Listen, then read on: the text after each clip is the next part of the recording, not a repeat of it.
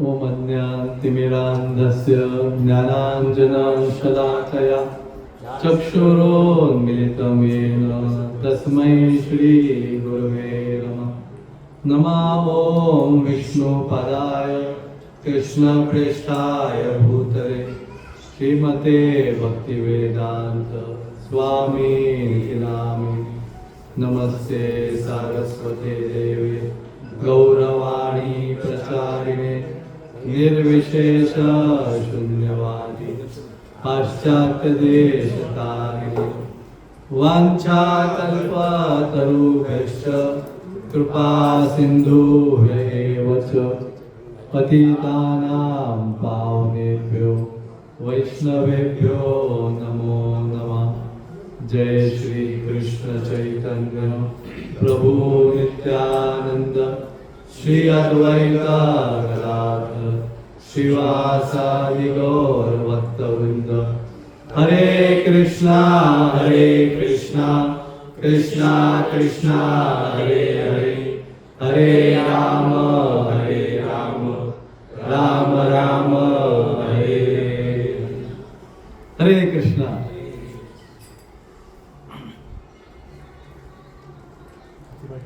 हरे कृष्ण हरे कृष्ण। तो आज हम एक 5-7 मिनट लेट चालू कर रहे हैं क्योंकि लोगों को हॉल ढूंढना है। कहाँ है बालाजी हॉल। पर कल से और जो भी प्रोग्राम यहाँ पे होंगे कल से वो हम डॉट समय पे चालू करेंगे। हरे कृष्णा। तो ऋषिकेश प्रभू सकाळी कुठपर्यंत झालं आपलं? आपले चैतन्य काय नाव? तेजस हां तेजस प्रभू नाही आले पण त्यांना ती 3 गावांची नावं पाठ होती जिथे थोड्या वेळा करता पहिले शीघ्र फिर पल्सो मागेरा। तो असं करत आपण इथपर्यंत पोचलो की आता अक्रूर आणि कृष्ण दोघेच आणि बलराम तिघेच रथावर जात आहेत। गोपी आणि सगळे लोक जे येत होते ते आता हळूहळू थांबत सगळे माघारी फिरले। सो आतापर्यंत रथ जो होता तो अक्रूरजींचा बऱ्यापैकी हळू चालत होता कारण का बरंचसं क्राउडिंग होतं, लोक थांबत होते तिथपर्यंत। आणि त्यात पण एक आयडिया केलेली अक्रूरनी की त्याने जो मेन रोड आहे तिकडनं रथ नव्हता आणला कारण का मेन रोडला खूप क्राउडिंग होईल। मुद्दाहून त्यांनी अशा ज्या गावागावातल्या आतल्या रस्त्यांनी रथ आणला होता तरी पण अनेक गोपी भगवंतांना पाहायला येतच होते रस्त्यावर। पण शेवटी आता मात्र झालं अक्रूरने आपला रथ फास्ट नेला चालू केलं आणि आता कोण असे लोक ह्याच्यात नव्हते आणि त्यामुळे लवकरच ते लोक कुठे पोचले? सकाळी विनायक प्रभूंनी आपल्याला सांगितलं ते अक्रूर घाट। जो अक्रूर घाट एरिया आहे that is like boundary of Vrindavan and Mathura. या साईडला मथुरा, या साईडला वृंदावन ती बाउंड्री आहे। आपण गेलोय तिथे, त्याच्याजवळ आपण एकदा गेलो ते भाटरोल बिहारी मंदिर पण आहे टेकडीवर। तिथे ब्राह्मण पत्नींचा उद्धार केलेला। सो ते ब्राह्मण मथुरेचे होते यज्ञ करणारे। सो बाउंड्री है मथुरे से आके वो यहाँ पे वो यज्ञ कर रहे थे। सो अशा प्रकारे रथावर जात असताना इथे सांगितलंय खास करून भागवतम मध्ये आतापर्यंत आपण पाहिलं गोपी विरह करत होत्या।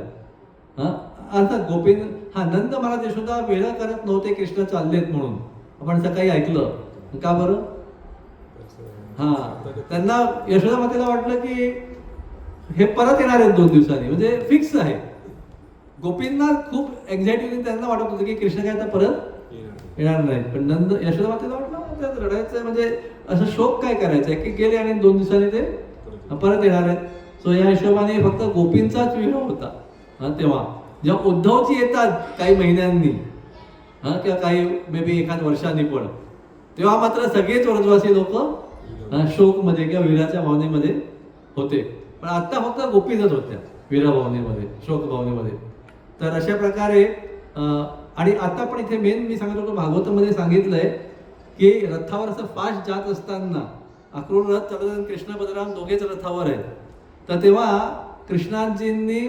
कृष्णांनी स्वतःहून आपल्या मनातल्या मनात पण खूप गोपींचं सेपरेशन एक्सप्रेस केलं आणि अनुभव केला। ते एकटेच होते किंवा बलरामजी असतील, पण बलरामजींच्या समोर कृष्ण एवढे फ्रीली वागणार नाही. सो बेसिकली कृष्ण एकटेच होते आणि त्यांनी पण मनामध्ये की आता आपलं हे गोपींची परत भेट एवढ्यात होणार नाही. So he also expressed his emotions of separation from gopis. आणि अशा प्रकारे लवकरच त्या तिघांबरोबर रथ यमुनेच्या किनारी पोचला. यमुनेचं पाणी एकदम खूप शुद्ध, स्पष्ट, ट्रान्सपरंट होतं. लगेच तिथे गेले. कृष्ण बलराम आधी रथातनं उतरले, खाली गेले, यमुनेच्या पाण्याने फ्रेश झाले, पाणी प्यायले, यमुनेचं प्रवास झालेला आहे. आणि त्यानंतर ते परत रथावर आले. तर अक्रूरने आता मात्र रथ तो थोडासा यमुनेच्या जवळच पण थोड्या अंतरावर असा झाडांच्या सावलीखाली नेऊन उभा केला. कारण का त्या रथामध्ये आता कृष्ण बलराम थांबणार होते आणि आता अक्रूर उतरून अक्रूर यमुनेमध्ये स्नान करायला जाणार होते. कृष्ण बलरामने स्नान नाही केलं, नुसतं पाणी पिले. तर अक्रूर उतरले रथातनं. त्यांनी भगवंतांकडून परवानगी घेतली की मी जाऊन स्नान करून येतो, तर कृपया तुम्ही दोघे रथ सावलीत आहे, तर तुम्ही रथ सावलीत आहे तर तुम्ही इथे थांबा रथावर. आणि अक्रूर उतरले आणि गेले आणि कुठे यमुनेत स्नान करायला लागले. श्रील प्रभुपाद सांगतात की वैदिक पद्धत आहे आणि आपण पण बघताना मी पाहिलं असेल ज्यांची सेकंड इनिशिएशन, दुसरी ब्राह्मण दीक्षा झालेली आहे, ते लोकांचं स्नान करताना ते मध्ये कमरेवर पाण्यात उभे राहतात आणि गायत्री जप करून घेतात, मंत्रोच्चार करतात. तर अक्रूरने पण आधी स्नान केलं आणि नंतर कमरभर पाण्यामध्ये उभं राहून ते गायत्री जप करत होते, वैदिक मंत्रांचा जप करत होते. आणि तर जप करताना त्यांनी पाहिलं पाण्यामध्ये त्यांना कृष्ण बलराम दिसले. सो एक मिनिट. तर तेव्हा अक्रूरने विचार केला की ते पाण्यामध्ये कृष्ण बलराम कसे, त्यांना तर मी रथावर सोडून आलोय आणि ते रथ सोडून इकडे आले का.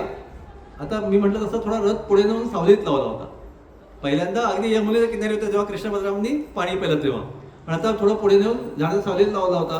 म्हणून अक्रूर परत बाहेर आले गायत्री संपून किंवा जे काय असेल ते. आणि त्यांनी रथावर पाहिलं तर कृष्ण बलराम रथावर आहे. मग गॉट कन्फ्युज. ते म्हटले मग इथे पाण्यात कोण आहे. सो ते परत आले आणि परत त्यांनी पाण्यात डुबकी लावून आंघोळ केली. तर त्यात त्यांना आता काय दिसलं, आता कृष्ण बलराम आहेत, बलरामजी आहेत ते शेष रूपात परिवर्तित झालेले आहेत आणि कृष्ण आहेत ते चतुर्भुज रूपात परिवर्तित झालेले आहेत आणि भगवंतांवर झोपलेले आहेत. भगवंतांचे अनेक देवी देवता, अनेक शक्त्या, तिथे नाव येईल मी घेईन पुढे, वेगवेगळ्या शक्त्या भगवंतांची सेवा करत आहेत. भगवंतांनी संपूर्ण रूप, पितांबर, कुंडल आणि काय बाजूबंद आणि डार्क ब्ल्यू कलरचे आहेत. म्हणजे विष्णू पण डार्क ब्ल्यू कलरचेच आहेत, चतुर्भुज रूपातले. भगवान कृष्ण पण श्याम वर्ण आहेत, पण Vishnu is also blue colour. आणि सुंदरसं एकदम चिअरफुल स्माईल आहे, एकदम प्रसन्न करणारं आल्हाददायक हास्य त्यांच्या चेहऱ्यावर आहे. आणि काय असे लालसर ओठ आहेत, सुंदर गाल आहेत आणि कान पण सुंदर आहेत. तर भगवंतांची खूप डिटेल सुंदरता अक्रूर पाहत होते. आणि लांब हात, स्ट्रॉंग हात, नाभी एकदम काय खोल नाभी. तर अशा प्रकारे अक्रूरने सुंदर त्या विष्णू रूपांना दर्शन घेतलं. आणि भगवंतांच्या साईडला महान लोक होते, जे ब्रह्माजी, चतुर्कुमार, महारुद्र आणि वेगवेगळे देवता, भक्त पण, ऋषी मुनी, प्रल्हाद महाराज, नारद मुनी, या सगळ्यांना पाण्याच्या आत अक्रूरनी पाहिलं. आणि तिथे भगवंतांच्या शक्त्या होत्या, अनेक शक्त्यांची नावं आहेत. Let me read. श्री शक्ती, पुष्टी आणि काय कांती, कृती, तुष्टी, रू आणि ऊर्जा शक्ती, हे सगळे भगवंतांची सेवा करत होते. आणि त्याचबरोबर विद्या, अविद्या, माया, या सगळ्या शक्ती होत्या. भगवंतांची अंतरंगा शक्ती होती. अशा अनेक सगळ्या शक्ती पण विष्णुदेवांची सेवा करत होते. आणि हे पाहून अक्रूरना खूप उत्साह वाटला, त्यांची भक्ती एकदम वर्धित झाली. आणि त्याचे म्हणतो तसं रोमांच कंपाश्रू तरंग आलो, एकदम रोम उभे राहिले, डोळ्यातनं प्रेमाचे अश्रू यायला लागले. आणि त्यांनी पण भगवंतांना प्रार्थना केल्या. कुठे? नदीच्या रथ, जे भगवंतांचं दर्शन झाल्यावर. आता इथे एक महत्वाचा पॉइंट आहे, छानसा मला वाटला. अक्रूरचा जाताना मूळ कसा होता आपण सकाळी ऐकलेलं आहे. अक्रूर मूळचं वर्णन करू नका परत, पण ठीक आहे, थोडा आपण म्हणूया की भावनात्मक होता. विचारांचा ह्याच्यात फिलॉसॉफिकल एक्सपेक्ट त्याच्यामध्ये, तत्वज्ञानाचा एक्सपेक्ट. सकाळी जेव्हा अक्रूरनी जाताना ज्यांच्या मनात जी भावना होती, स्मरण करत होते, भगवंतांची प्रार्थना करत होते, किंवा काय होईल ते अपेक्षा करत, जे काय होईल तो सगळा जो मूळ होता अक्रूरचा बेसिकली भावनात्मक होता आदल्या दिवशी सकाळी गेले तेव्हा. पण आता रिटर्न येताना जो भगवान अक्रूरचा मूड आहे तो आता पूर्ण फिलॉसॉफिकल आहे. सो आपण पाहतो कधी कधी भक्तांमध्ये जे अजून साधना भक्त आहेत, either they become too philosophical in nature or they become खूप भावनात्मक स्वभावाचे किंवा विचारांचे होऊन जातात. वाईट नाही आहे, सगळे साधना भक्तीच्या मार्गावर आहेत, पण आपण महान भक्तांच्या आयुष्यातनं मात्र हे पाहतो की त्यांच्या मनामध्ये दोन्ही त्यांचा स्वभाव किंवा कॅपॅसिटी असते. बरेचदा ते भावनात्मक स्तरामध्ये भगवंतांचा भावुक होऊन पण प्रार्थना करतात, आणि त्याचबरोबर जसं आपण म्हणतो गोपी पण एवढ्या भावनात्मक आहेत, पण त्याचबरोबर त्यांना तत्वज्ञान पण थोडंच चांगल्या प्रकारे माहिती आहे.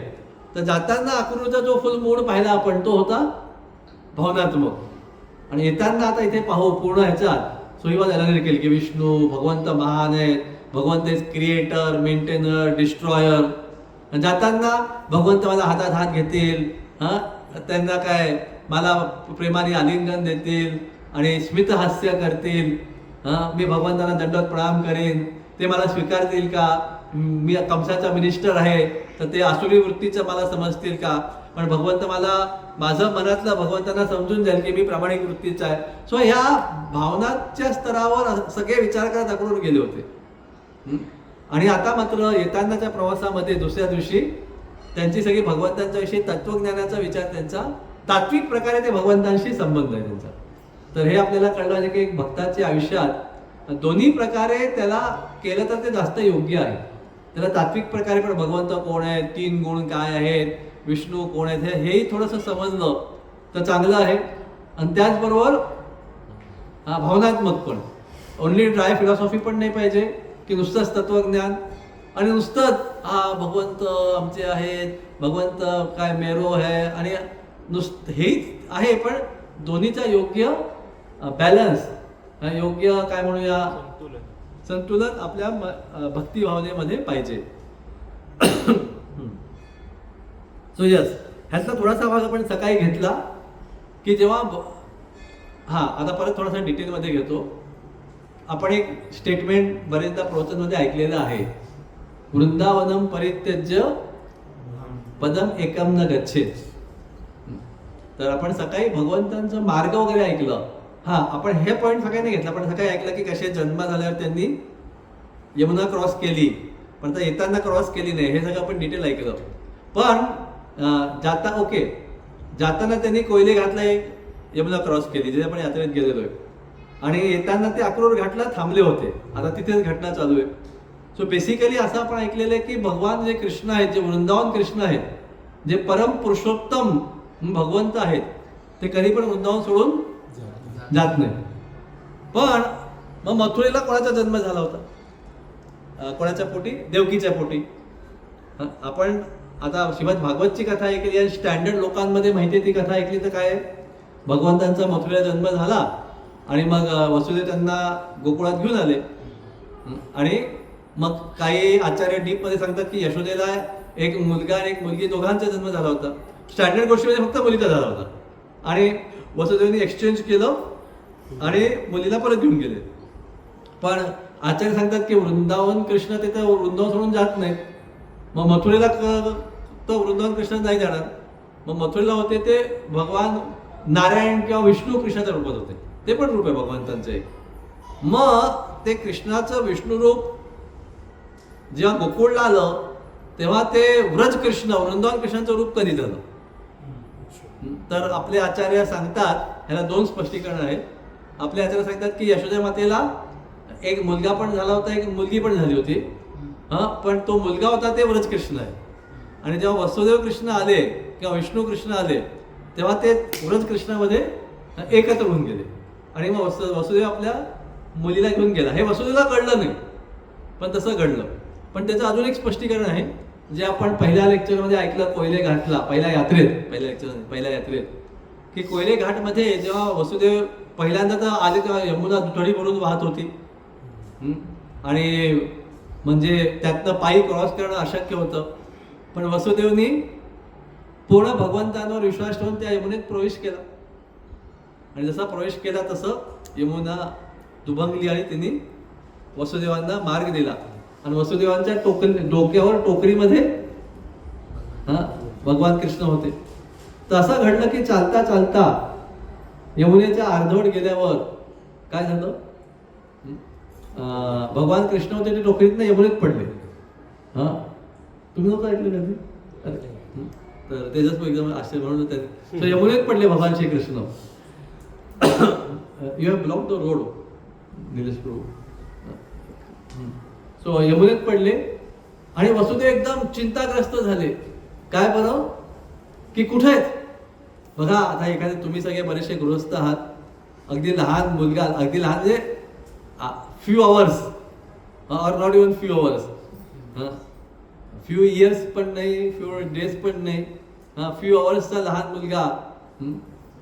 तर ठीक आहे, फ्यू आवर्सचा लहान मुलगा असा दुथडी भरून पडलेल्या पाण्यामध्ये पडला. तर किती एन्झायटी असेल अतुलजी वडिलांना. सो वसुदेवांना ती एन्झायटी होती.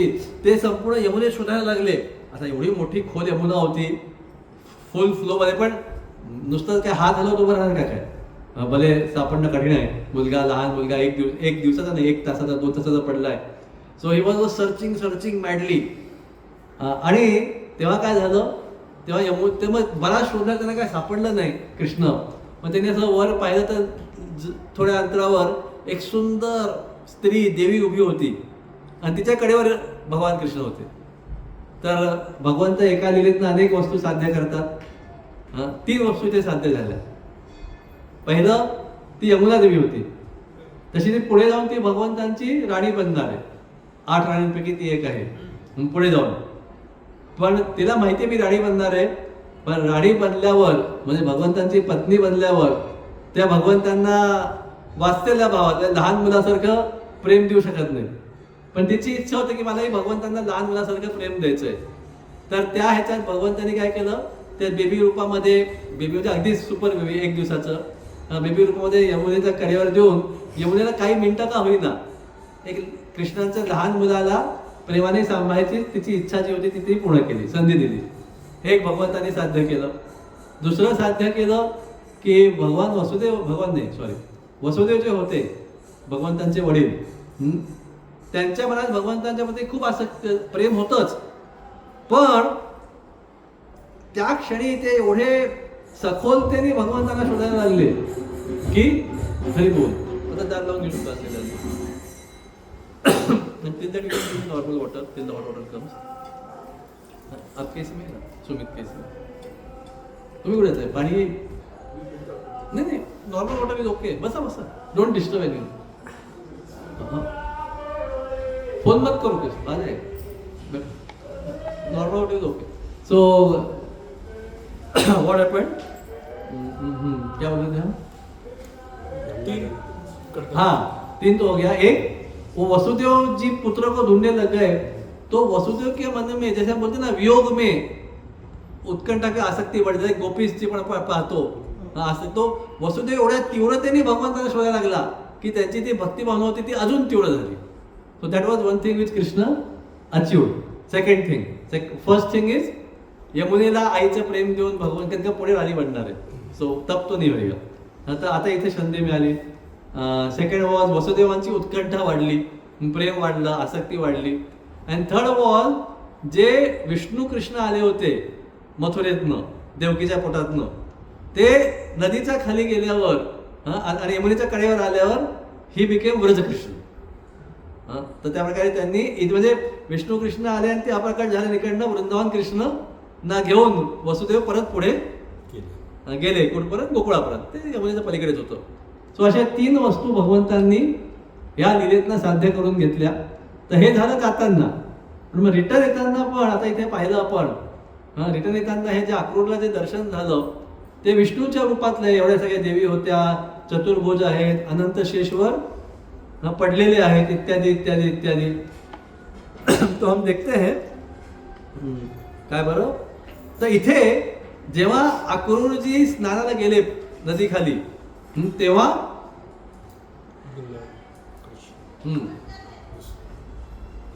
व्रत कृष्णाचे रूप होतं नंदगावातनं आलेलं व्रत कृष्ण होतं, ते अप्रकट झालं आणि परत विष्णूंच्या रूपातले कृष्ण भगवंत रथावर बसलेले आणि ते तिकडनं पुढे मथुरेला गेले. सो अशा प्रकारे येताना ते नदीत पडून त्यांनी एक्सचेंज करून घेतलं. जाताना अक्रूर स्नान करताना आणि म्हणून अक्रूरला तिथे दर्शन झालं, ते विष्णू रूपांचं दर्शन झालं. तो आता ते दर्शनचं पुढे आपण बघूया.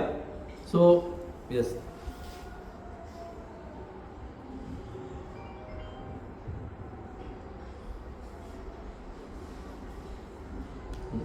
तर हेच मी सांगत होतो की अक्रूरच्या प्रार्थनांमध्ये भावनाची सुंदरता पण दिसते, कृष्ण भावना, आणि त्याचबरोबर फिलॉसॉफीची सुंदरता पण येताना दिसते. आणि भक्तांनी दोन्ही विकसित केलं पाहिजे.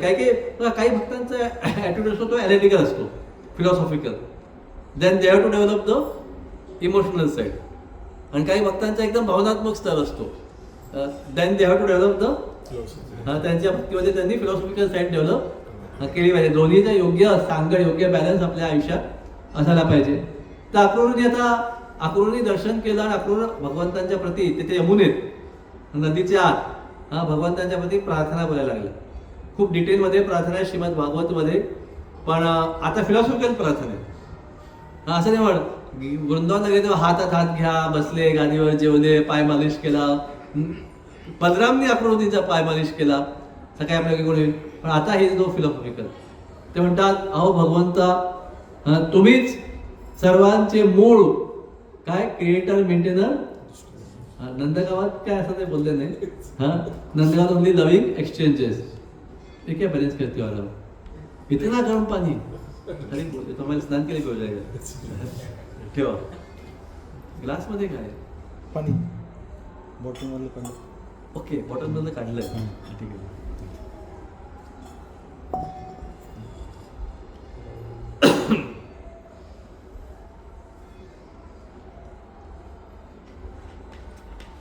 उनका गलती नहीं, मैंने खुद हॉट बोला है, टेंशन मत. गार तो मैं कर सकता हूँ, गर्म नहीं कर सकता. So anyway, yes. तो प्रार्थनेमध्ये 3 का 4 मी काय केलंय, ते बरेचशा श्लोकांमध्ये बरेच पार्ट्स आहेत प्रार्थनेचा, पण मी त्याला 3 ते 4 पार्ट लाईक टॉपिक्स, सब टॉपिक्स केलेत अक्रूरच्या प्रार्थनांना. पहिला टॉपिक आहे ते भगवंता म्हणतायत तुम्ही ओरिजिनल क्रिएटर आहात, तुम्ही खरं ओरिजिनल निर्माते, मेंटेनर आणि डिस्ट्रॉयर आहात, आणि ब्रह्मा आणि महेश हे सगळे सेकंडरी क्रिएटर, डिस्ट्रॉयर वगैरे आहेत. तुम्ही फक्त निसर्गाचं या उत्पत्तीची निर्मिती करत नाहीत, तर देवी देवतांची सगळ्यांची उत्पत्ती तुम्हीच करता. ह्याला मी जास्त एक्सपांड नाही करते आजच्या चर्चेमध्ये. सेकंड, ते प्रार्थनेत म्हणतात की अनेक वेगवेगळ्या प्रकारचे लोक वेगवेगळ्या स्तरावर वेगवेगळ्या प्रकारे भगवंता तुम्हाला आराधना किंवा तुमची पूजा करतात. So we see yes, highest way of worship is Krishna consciousness. पण त्याचबरोबर काही लोक, म्हणजे आपण कधी असं निंदा नाही केली की काही लोक भगवंतांकडे काही भौतिक इच्छा घेऊन येतात. काही एकदम सिंपल, एक्झाम मध्ये पास होऊ दे, एखादा काय सुंदर नवरा बायको मिळवू दे, अशी इच्छा घेऊन येतात. काही लोक भगवंतांना वेगवेगळ्या प्रकारे, म्हणजे भगवंतांकडे जात नाहीत, काही अशा मोठ्या वटवृक्षाची पूजा करतात, और काही जे काय वेगळ्या. सो इथे थोडक्यात अक्रूरजी काय म्हणतायत की अनेक वेगवेगळ्या वर्गातले लोक त्यांच्या वेगवेगळ्या समजेनुसार, त्यांच्या कॅपॅसिटीनुसार, त्यांच्या प्रगतीच्या लेवलनुसार ते तुम्हाला वेगवेगळ्या प्रकारे समजतात आणि वेगवेगळ्या प्रकारे तुमची सेवा करतात. हा एक सेकंड पॉईंट त्यांच्या प्रार्थनेमध्ये. त्याच्यात त्यांनी बरेच डिटेल दिलेले आहेत, तर मी ते घेत नाहीये. मे बी थर्ड किंवा फोर्थ पॉईंट पैकी एका पॉईंटचं मी थोडंसं डिटेल घेईन. तर तिसरा ते पॉईंट ते म्हणतायत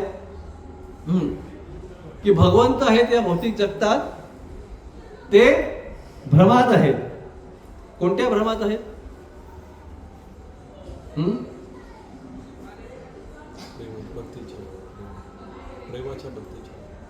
नाही, भौतिक जगतातले लोक भ्रमात आहेत. हा, पर फिर भी specifically what is the main भ्रम, फर्स्ट भ्रम. हाँ, पर उसमें हाँ नहीं, सबसे बेसिक. हाँ, मैं ये शरीर हूँ, फिर उसके आगे अहंकार है, अहममेती है, काम क्रोध लोभ मोह मत्सर या जो भी है. सो इथे ते म्हणताय की हे जे भौतिक जग आहे आणि माझं हे शरीर आहे ते खरं तर संपूर्ण असत्य आहे, म्हणजे तात्पुरतं आहे. बेसिकली असत्य ह्या हिशोबाने की ती माझी ओळख नाहीये. आपल्याला वाटतं मी स्त्री आहे, मी पुरुष आहे, मी उंच बुटका काळा गोळा सॉरी सुंदर कमी सुंदर जे काय असेल, बेसिकली आपण आपल्या शरीराशी आपली ओळख करून घेतो. शिला प्रभुपाद बरेचदा आपल्या प्रवचनमध्ये सांगायचे काय, I am not this body. तर एकदा एक श्रोता होता, कुठेतरी प्रभुपाद सांगत होते, प्रभुपादाने त्या लेक्चरमध्ये मी 5-7 वेळा म्हटलं असेल I am not this body. तर त्या श्रोताला वाटलं yes yes Swamiji is not his body पण I am my body. Prabhupada आहेत ते त्यांचं शरीर नाही आहेत, पण मी माझं शरीरच आहे. एकदा जसं ऑस्ट्रेलियामध्ये प्रभुपाद एक युवक म्हटला कॉलेजमध्ये, तो थोडा टग्या युवक होता कॉलेजमधला हिरो. तर तो म्हटला की स्वामीजी मला वाटतं मी सगळ्या जगाचा केंद्रबिंदू आहे. तर प्रभुपाद म्हणले एका कुत्र्याला पण तसंच वाटतं. So even the dog things I am the centre of the whole universe. So या इवन द ॲट थिंग्स, एखाद्या मुंगीला पण तसंच वाटतं की I am the centre of the whole universe आणि मी एवढे साखर जमा केली एक्सेट्रा एक्सेट्रा जे काय असेल ते. So that way if we see main भ्रम काय, मी शरीर आहे. हरी बोल. सो हा पॉईंट आला की जाऊ दे, मी बरेचदा घेतलंय. पोलीस पाटील जे लोकांनी ऐकलंय ते, औरंगाबादला मी होतो 20-25 वर्षापूर्वी एकदा गेलो होतो. तिथे एक प्रोजी आले होते, त्यांचं नाव होतं पोलीस पाटील. तर मी चुकून म्हटलं अच्छा अच्छा, त्यांनी काय सांग, पहिलं नाव मला आठवत नाही त्यांचं, पण काय काय सुदेश काय नाव असेल ते, त्यांचं नाव सुदेश नव्हतं पण एक मी काल्पनिक नाव घेतोय. तर मी म्हटलं अच्छा तुमचं नाव काय सुदेश पाटील का, नाही नाही प्रोजी पोलीस पाटील म्हटलं. So so attach to his identity of police Patil. सो अण्णावाशी शरीर, अण्णाव कोणाचं आहे, शरीराचं आहे. सो शरीराशी आसक्त आहे. प्रभुपाद आपलं sometimes we are attach to beauty और वर्ण बाय बर्थ असो किंवा वर्ण बाय ॲक्टिव्हिटी असो, पण शेवटी ते दोन्ही आपण नाही होत. आपलं वर्ण बाय ॲक्टिव्हिटी असेल, वर्ण बाय बर्थ असेल, बेसिकली या शरीराशी आपली ओळख ही नाहीच आहे. आपण शरीरात आहोत हे ठीक आहे, पण या भ्रम हे खूप स्ट्रॉंग भ्रम आहे की आपण शरीर आहोत. आपल्यासारखे साधक भक्त आहेत हे आपण ऐकलेलं आहे, पण आपल्या वागणुकीमध्ये असा संपूर्णपणे परिवर्तन यायला म्हणजे यस एवढीशी सुरुवात झालेली आहे, मी नाही म्हणत नाही, पण बऱ्यापैकी परिवर्तन यायला अजून वेळ लागू शकतो. माहिती आहे आणि एवढीशी सुरुवात झालेली आहे, मे बी काहीची एवढी काहीची एवढी, पण संपूर्ण परिवर्तन यायला अजून बऱ्यापैकी वेळ आहे की मी माझं शरीर नाही आहे. Maybe how we get distorted, जसं आपण ऐकलं अक्रूरनी काय काय ओव्हरकम केलं सकाळी 3-4 वस्तू, त्यांना व्रजराजमध्ये लोटपोट केली तेव्हा काय भय, गर्व आणि आसक्ती, आसक्ती फॅमिलीच्या प्रती आसक्ती, शोक, हे सगळं त्यांनी म्हणजे ते आसक्तीमध्ये शोक की फॅमिलीचा त्रास होईल म्हणजे इकडं. सो या प्रकारे त्यांनी सगळं ओव्हरकम केलं. म्हणजे ते शरीराच्या वस्तूतनं हे तर तो जो शरीराची आसक्ती ओव्हरकम करेल तो भयाला ओव्हरकम करेल. सो मी तेच म्हणत होतो सॉरी, जसे प्रल्हाद महाराज होते, त्यांना एवढा मारण्याचा प्रयत्न केला गेला, कधी त्यांना भय वाटलं नाही. So he was beyond that. So हे शरीराची आसक्ती आहे आणि शरीराच्या आसक्ती बरोबर काय येतं आपोआप, मग तुम्ही म्हटले शारीरिक उपभोगाची आसक्ती. पहिले आपण ह्याचाच होतो की मी शरीर आहे जे काय असेल ते, आणि मग शारीरिक उपभोगाची आसक्ती आपल्याला येते.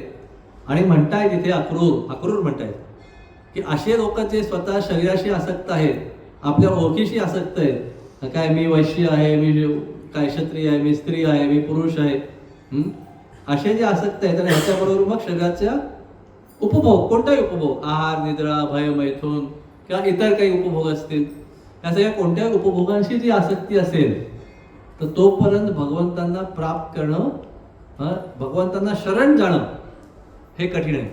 जोपर्यंत आपल्यामध्ये मी शरीर आहे ही भावना थोडी तरी असेल तोपर्यंत आपल्याला भगवंतांना शरण जाणं हे कठीण आहे. पण म्हणतात त्यातनं एकच वे आउट आहे, एकच मार्ग बाहेर पडण्याचा आहे, तो म्हणजे भगवंतांच्या भक्तांची कृपा आपल्याला मिळाली. कशा प्रकारे कृपा? त्यांच्या सत्संगाची. भक्तांबरोबर जसं आपण पाहतो, एकदा US नाही, अमेरिकेत कुठेतरी, अमेरिका युरोपमध्ये कुठेतरी, मला आठवत नाही. आता बघा भारतात पण कधी कधी पिक्चरमध्ये इस्कॉनचे भक्त असतात, जसं काय ते दम मारो दम होतं वगैरे, त्यानंतरही काही आले असतील. वेस्टर्न कंट्रीजमध्ये पण मूवीजमध्ये कधी असे भक्त लोक धोती कुर्ता घालून वगैरे होते. तर आणि तिथे वेगवेगळ्या उत्सवामध्ये भक्त लोक कीर्तन करतात, जसं पोलंडमध्ये काय ते वुडस्टॉक वगैरे जे काय असेल ते आपले इंद्रनूर महाराज एक्सेट्रा करतात. तर एकदा काही दोघांनी असा विचार केला, 2 लोकांनी, आपण या फेस्टिवल आपण गंमत करू. त्यांचे काही भक्तिभिक्ती नव्हती, भक्तभिक्ती नव्हते. त्यांनी काय केलं, त्यांनी धोती कुर्ता घालो आणि शेविंग हँड, किंवा त्यांनी ते शेविंग हँड नसेल किंवा तर ते काय घालतात ते असं विग, ड्रामामध्ये घालतात असं, ते नुसतं एक असं विग घातलं आणि धोती कुर्ता घातला सॅफरन, आणि करताल बिरताल घेऊन हरे कृष्ण करत, म्हणजे एक टाइमपास म्हणून, भक्ती म्हणून नाही, टाइमपास म्हणून ते हरिकृष्ण कीर्तन करत त्या फेस्टिवल फिरवतोय. आणि काय झालं सगळे समोरून खरोखर आपल्या इस्कॉनच्या भक्तांची एक कीर्तन पार्टी आली. अरे आम्ही तर आजकालच्या भाषेमध्ये मराठीमध्ये काय तोत्या भक्त आहोत, तोत्या म्हणतात ना मराठी, तोतया, आम्ही तोत्या भक्त आहोत, आम्ही ते ऍक्टिंग करणारे भक्त आहोत, ते खरे भक्त आले. तर त्यांना भीती वाटली की जे खरे भक्त आले त्यात आपल्याला ओरडतील का काय. त्याच्याने नाही कमा तुम्ही जॉईन करा आमच्या कीर्तनला.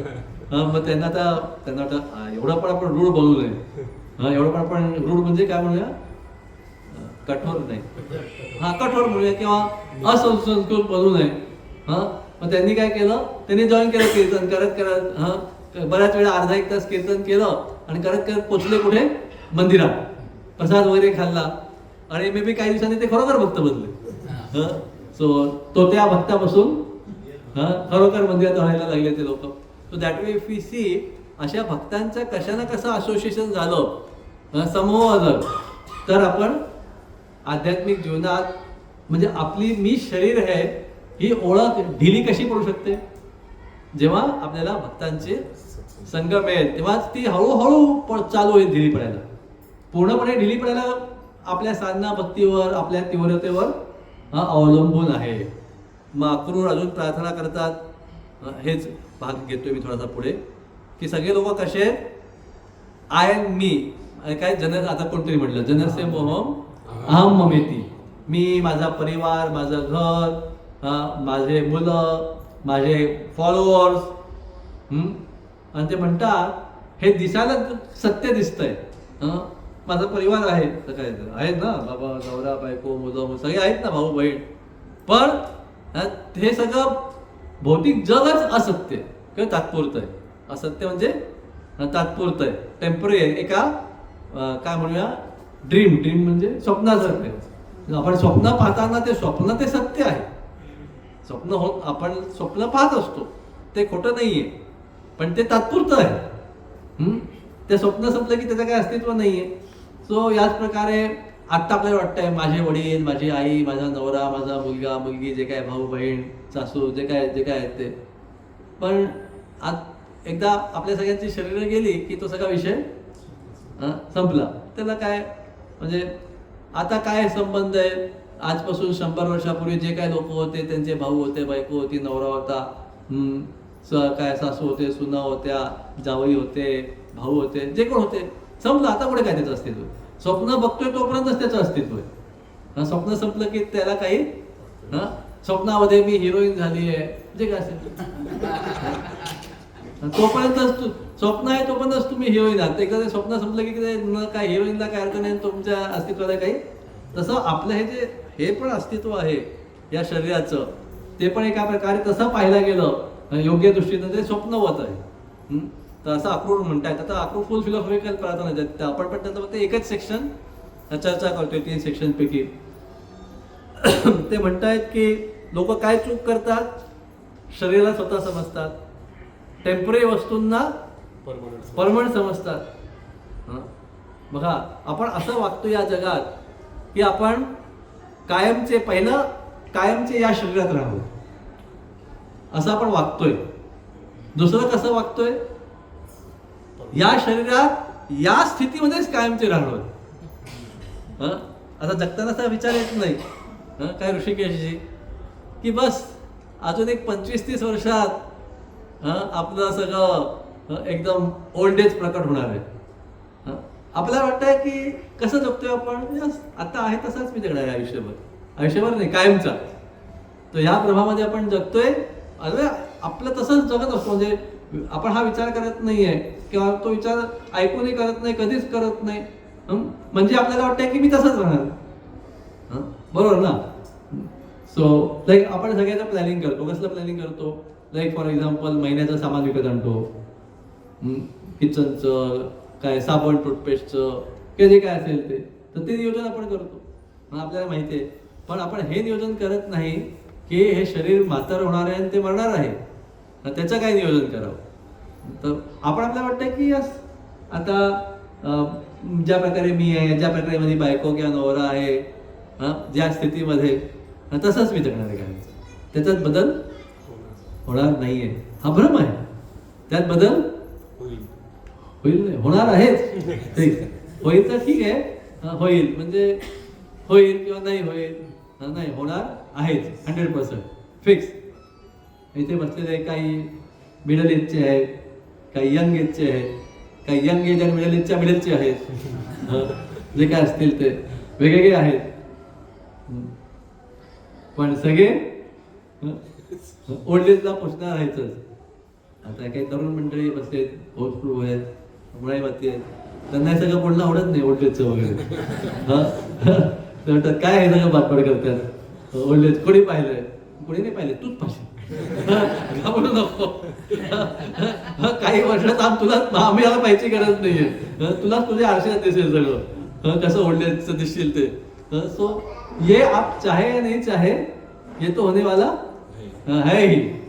पर अभी हम वो सोच में नहीं चल रहे, अभी हम वो तैयारी में नहीं चल रहे. अभी हम कैसे जीते ये तो नहीं होगा. मतलब त्याच्याबद्दल काय विचार करायचा. पण आपण महिन्याचं प्लॅनिंग करतो तसं ह्याचंही प्लॅनिंग करायला पाहिजे. पण आपण भ्रमात आहोत. आपल्याला वाटतं, पहिलं तर वाटतं मी शरीर आहे, आणि दुसरं वाटतं हे शरीर आता बदलणार. ऑलरेडी खूप बदललंय. जे जितके वर्षाचे आहेत, अजून जे अभी आपका उमर कितना हो गया? काय 86?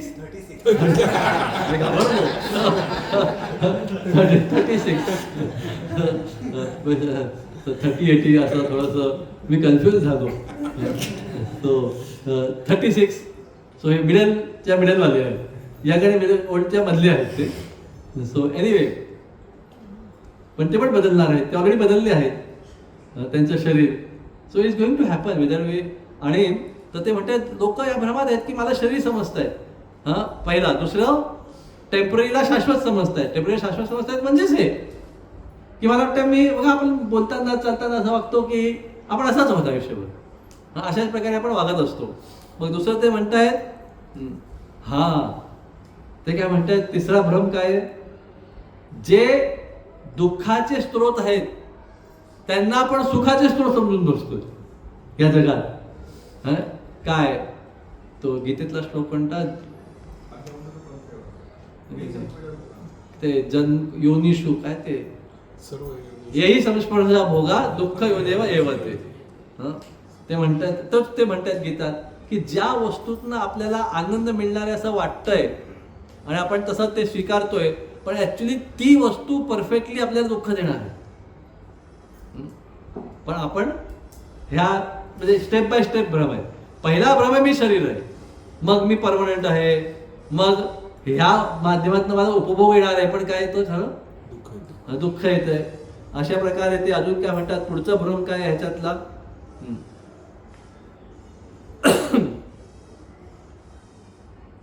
आणि एवढ्यांदा आपण प्रयत्न केला उपभोग घ्यायचा आणि दरवेळी त्यातनं दुःख आलं तरी पण आपण ह्या निर्णयाला पोचत नाही, ह्या निर्णयाला की बाबा हे भौतिक जगतातले उपभोगाचे स्रोत हे खरे दुःखाचे स्रोत आहेत. आपल्याला वाटतं नाही, अजून आपण एक ट्राय करूया, ह्यातनं उपभोग आपल्याला मिळेल, आणि मग ट्राय करतो, मग नाही मिळत. तो हे हर्षशोक जसे चालू आहे. आणि हे म्हणतात हे कसं आहे हे जग, ते म्हणतात हे जग एक्झाम्पल देतात. एक तर ते मिराज काय म्हणतात, मृगजळ, त्याचं एक्झाम्पल देतात एक ते देतात दुसरं एक्झाम्पल की कधी कधी एखाद्या तलावावर असं ते हिरवळीच्या गालीचा पसरलेला असतो. शेवाळा किंवा ते जे काही शिंगाळा किंवा अलग अलग प्रकार आहेत. शेवाळा तर एक बारीकसं झालं, पण असे तुम्ही वृंदावन एरियात गेले तर तिथे त्या कुंडांवर पसरलेलं असतं किंवा वेगवेगळ्या प्रकारे. तर त्या काही लोकांना वाटू शकतं की इथे पाणी नाही, इथे जमीन आहे आणि म्हणून ते असे धावत गेले. ते धावत जातील. एकदा असंच झालं होतं आमच्या वृंदावनात ते उद्धव कुंडला वो राधा गोवर्धन परिक्रमा में सगळं गोवर्धन टाऊन फिरून आल्यावर राधा कुंडच्या आधी उद्धव कुंड येतं राईट साईडला. तर तिथे गेलो होतो आणि आम्ही सगळे भक्त तिथे आंघोळ करत होतो. आपला रवींद्र जैसे आपण सगळे आंघोळ करत होतो. तर एक अवधूत प्रभू म्हणून भक्त होते तिथे. तर आम्ही सगळे ज्यांना पोहता येते ते जावत मस्त धावत उड्या मारत होतो आणि हरी बोल. तर त्यांना वाटलं सगळे उड्या मारतात आणि जमिनीवर उभे राहतात. मग ते पण आले आणि त्यांनी पण धावत आले आणि उडी मारली आणि मग उडी मारल्या, अरे बचाव. जमीन किधर गया. जमीन हेही नाही ना भाई. आपको किसने बोला जमीन आहे उधर करके. मग कोणते त्यांना वाचवलं पैसे वेगळा. तसे आपले घोडपचे एक रवींद्र प्रभू आहेत. मी शुभम वगैरे रवींद्र प्रभू स्विमिंग पूलला गेलो होतो रत्नागिरीच्या. तर आम्ही डीप मध्ये उड्या मारून पोहत होतो. हो ना, रवींद्रच ना. उंच रवींद्रला बुटक्या ठोकनी वाचवलं. तर रवींद्र प्रभू आले आणि त्यांनी पण उडी मारली. मग उडी मारल्या, अरे वाचवा. शुभम प्रभूंनी डेअरिंग करून गेले आणि ढकलत त्याला कसं साईडला. त्याच्यानंतर तो सर्वात कमी खोलच्या तिथे तो बिचारा उंच, तिथे पाणी तिथे एवढंच येतंय गुडघ्यापर्यंत. कमी खोल मध्ये पण नाही इथेच राहणार मी आता दुसरीकडे कडे खोलभर पाण्यात काय गुडघ्यावर पाण्यात बघू काय ते तिकडे नाही जायचं. सो एनीवे तो वो लोग को भ्रम था. क्या भ्रम था? पानी इतना ही और नीचे जमीन है. तो मार दिया खुद ही. तो ऐसे हम भ्रम में हैं भौतिक दुनिया में. सो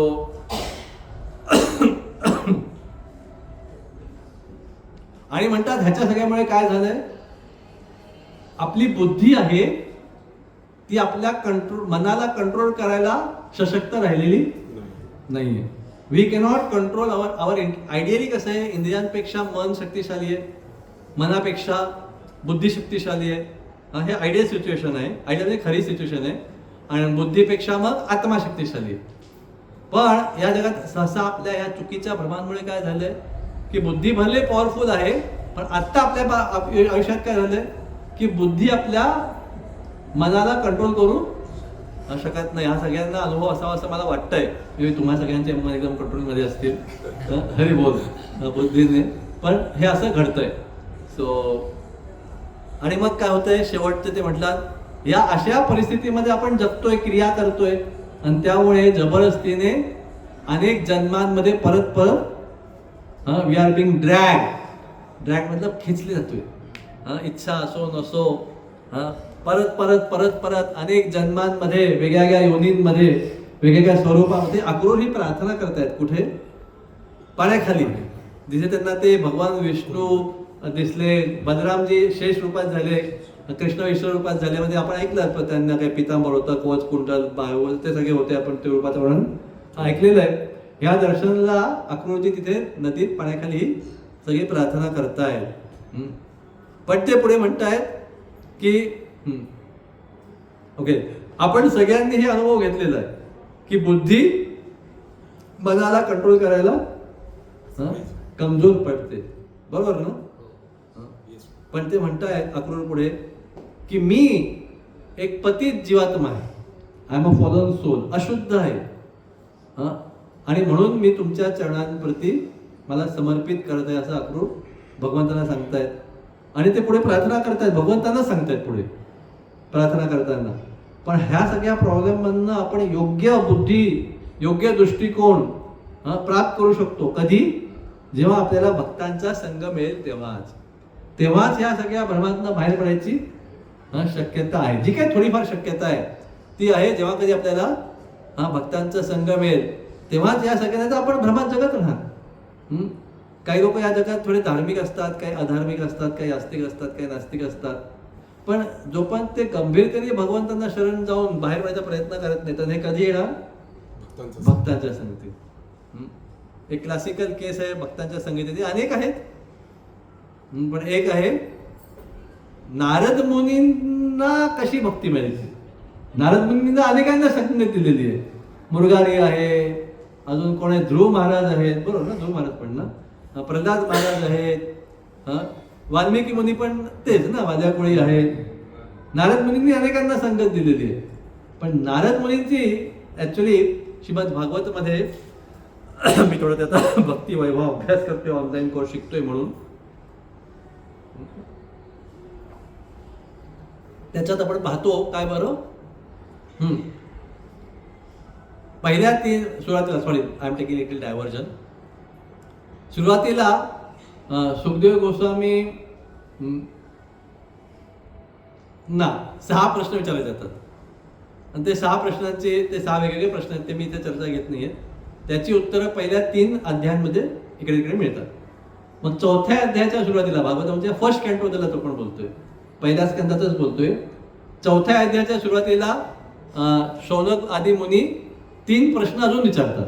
लेट मी सी, मला आठवत आहेत का, एक्झाम दिली, पास झाले तर एक्झाम दिली ना, एक्झाम दिल्याला सगळं विसरून जायचं असतं. मार्क पण झाले चांगले, विसरून जायचं सगळं. कट्टी सर उभेत नाही, सर जे बसलेले आहेत ते हसतायत, त्यांना अनुभव आहे की हे सगळे मुलं असेच आहेत. एक्झाम दिली की हरी बोल, सगळं डिलीट मारून द्यायचं डोक्यातलं. एक्झाम करतो, एक्झाम झाली आता विसरा सगळं. तो एनिवे, सो मला लेट मी सी, म्हणून मी मुद्दाम बोलतोय, मला विसरायचं नाहीये, म्हणून मी इथे बोलायचा प्रयत्न करत आहे. तो 3 प्रश्न विचारतात. ओके, श्रीमद भागवतचा इतिहास, श्रीमद भागवत काय सांगितलं गेलं, त्याचा इतिहास, कोणती पार्श्वभूमी होती वगैरे. सेकंड, सुखदेव गोस्वामींच्या आधी मग महाराज परीक्षांबद्दल विचारतात की महाराज परीक्षांचा जन्म कसा झाला, त्यांच्या ऍक्टिव्हिटीज काय होत्या, का बरं ते राज्य सोडून ते गंगेकिनारी गेले वगैरे, म्हणजे बेसिकली महाराज परीक्षांबद्दल सगळं विचारतात. आणि थर्ड, सुखदेव गोस्वामींबद्दल विचारतात. त्यात ते Shrimad Bhagavat first canto chapter number 4 to 19 are basically answers to this 3 questions. 4, 5, 6, chapter number 4, 5, पहिल्या स्कंदाचा 4, 5, 6 आणि 7व्या अध्यायाचे 8-10 श्लोक, मे बी 11 का 12, तिथपर्यंत ह्या प्रश्नाचं उत्तर आहे. कोणता प्रश्न? श्रीमद भागवतचं पार्श्वभूमी, भागवत का सांगितली गेली, कोणी सांगितली, कोणी कोणाला सांगितली, इत्यादी इत्यादी इत्यादी. आणि मग तिथपासून 7व्या स्कंदापासून चालू करतात. ते काय सांगतात, महाराज परीक्षितांचा जन्म आणि ऍक्टिव्हिटी. पण ते जन्म ऍक्टिव्हिटी सांगायला सुरुवात कुठनं करतात, अश्वत्थामानी ब्रह्मास्त्र सोडलं आणि मग कुंतीनी प्रार्थना केल्या, मग पांडव भीष्मांना भेटायला गेले आणि त्यानंतर मग अश्वत्थामानी उत्तरेवर, हे सगळं करत परीक्षितांची सगळी कथा त्या फुल बॅकग्राऊंड पासून सांगतात. अध्याय नंबर 7व्या ते अर्ध्यापासून 8वा, 9वा, 10वा, 11वा, 12वा, 13वा अजून पुढे असं. मग पांडव सगळं सोडून निघून गेले आणि मग तिकडनं शेवट परीक्षितांना राज्य सोपवलं. मग परीक्षितांनी कसं कलीला वगैरे कंट्रोल केला. आणि मग शेवटचे 2-3 अध्याय 17, 18, 19 किंवा 18, 19, जे आता मला एक्झॅक्टली आठवत नाही, तिथपर्यंत अजून झालं नाही आमचं शिकवलं तिथपर्यंत, पण जे काय असेल ते शेवटचे 2-3 अध्यायांमध्ये सुखदेव गोस्वामींची एंट्री होते. आणि मग सुखदेव गोस्वामींची महानता, ते कसे महान भक्त आहेत वगैरे, तर हे सगळं तिथे सांगण्यात आलेलं आहे. सो अशा प्रकारे मी विशेष का हा पॉईंट घेतोय, कारण का हा जो अध्याय नंबर 4, 5, 6, 7 मध्ये भागवतमचा इतिहास सांगताना, भागवतमचं महत्व किंवा पार्श्वभूमी सांगताना ते पहिलं आहे की व्यासजी गोंधळतात नाही, सॉरी, असंतुष्ट होतात. अर्जुन गोंधळतात, पण व्यासजी त्यांनी व्यासजींनी खरोखर लोकांच्या कल्याणाकरता, जगाच्या हिताकरता सगळे वैदिक शास्त्र लिहिले. त्यानंतर त्यांना सगळे वैदिक शास्त्र लिहिलं. त्यांना वाटलं की कलियुगातल्या लोकांना इंटरेस्ट खूप कमी आहे, एवढी बुद्धी नाही आहे. तर त्यांनी काय केलं, मग महाभारत लिहिलं. एवढा प्रयत्न, Mahabharata is a very big book, 1,00,000 श्लोकात. वाल्मिकी रामायण मग तसं थोडं छोटं आहे, 25,000 श्लोकाचे आहेत. पण महाभारतामध्ये 1,00,000 श्लोकांचं महाभारत लिहिलं. एवढं करूनही त्यांना असंतुष्ट वाटत होतं. मग तेव्हा तिथे नारद मुनी येतात आणि नारद मुनी गुरु आहेत, त्यांना कळतंय. तर ते व्यासजी म्हणतात, व्यासजी बोलायच्या दिवस ते म्हणतात की तुम्ही काय केले, तुमची मेन चूक काय आहे, तुम्ही डायरेक्ट भगवंतांची भक्ती आणि भगवंतांचं शरणागती वगैरे तुम्ही सांगितलं नाही. तुम्ही भरपूर वैदिक यज्ञ अमुक करा, ही पूजा करा, हा पुत्र कामेष्टी यज्ञ हे करा, हे सगळं सांगितलंय. आणि लोकांना तेच पाहिजे भौतिक जगतात. आणि तुम्ही त्याच्या मध्ये मध्ये इथे तिथे छोटं छोटं थोडं थोडं करून कुठे कुठे भगवंताच्या भक्तीबद्दल सांगितलंय. पण होईल काय त्यातनं हे लोक बाकी पूजा, मग ही पूजा केल्यावर काय नवरा मिळणार, ही पूजा केल्यावर पैसे मिळणार, ही पूजा केल्यावर अमुक मिळणार, लोक तेच लक्षात होतील. आणि ते तुम्ही छोटं छोटं ते भगवत भक्तीचं सांगितलं तिथे लोक लक्ष देणार नाही. हा प्रॉब्लेम होईल. पण म्हणतात तुम्ही डायरेक्टली स्पष्टपणे भगवंताविषयी आणि भगवंतांच्या भक्तीविषयी सांगितलं नाही, म्हणून तुम्हाला काय वाटतं, असंतुष्ट, असमाधानी वाटतंय. आणि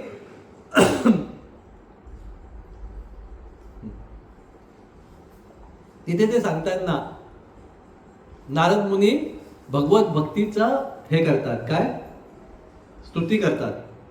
आणि मग ते सांगतात की भगवत भक्ती कशी परिणामकारक आहे ह्याच्या करता माझंच आयुष्य आहे. आणि मग इथे सांगतात की कसं, हे लाईक फर्स्ट इट इज कोणता तो श्लोक की तद्वाद विसर्गो जनता विप्लवो, लाईक प्लेसेस ऑफ कोरो, आणि ते भागवतम काय करणार, संपूर्ण जगाला सुधरू शकते. काय तो श्लोक है, हाँ वो भी है. और दूसरा जो भी ऐसे अलग अलग जो 5-6 श्लोक है जो भक्ति के बारे में और भागवतम की स्तुति करते हैं. उसके बाद फिर नेक्स्ट इसमें नारद जी खुद से बोलना चालू करते हैं, क्या की खरोखर भक्ती किती परिणामकारक आहे ह्याच्याकरता ते स्वतःच उदाहरण देतात. की बघा, मी गेल्या जन्मी कोण होतो, एक दासी पुत्र होतो. आणि दासी पुत्र नारद मुनी बनतोय. पण कशामुळे, भक्तांच्या तिथे ते भक्तिवेदांत लोक आले होते. नारद मुनी दासी पुत्र होते आणि ते भक्तिवेदांत लोक आले आणि चातुर्मासात 4 महिने तिथे राहिले. आणि नारद मुनींना, म्हणजे तेव्हा ते नारद मुनी होते, तेव्हा ते दासी पुत्र होते साधे, नंतर ते नारद मुनी बनले. पण ते दासी पुत्रांना त्या भक्तिवेदांची संगत मिळाली आणि त्यांनी सेवा केली. आणि ते पण सांगतात की भक्तिवेदांत आमच्यावर प्रसन्न होऊन त्यांनी आम्हाला संपूर्ण कृपा, भगवत भक्तीचं ज्ञान दिलं. आणि आज सकाळी आपण एक चर्चा केली, हमको क्या सीखना है, ये दुनिया में हर एक घटना को कैसे देखना है, अनुकूल, सुपर डुपर. हाँ, खाली अनुकूल नहीं तो सुपर डुपर अनुकूल. और नारद मुनि अपनी जिंदगी में वो दिखा दे हमको. एक बहुत शॉकिंग महान आघात त्यांच्या आयुष्यात होतो. म्हणजे नारद मुनी पास्ट लाईफ मध्ये काय होतो,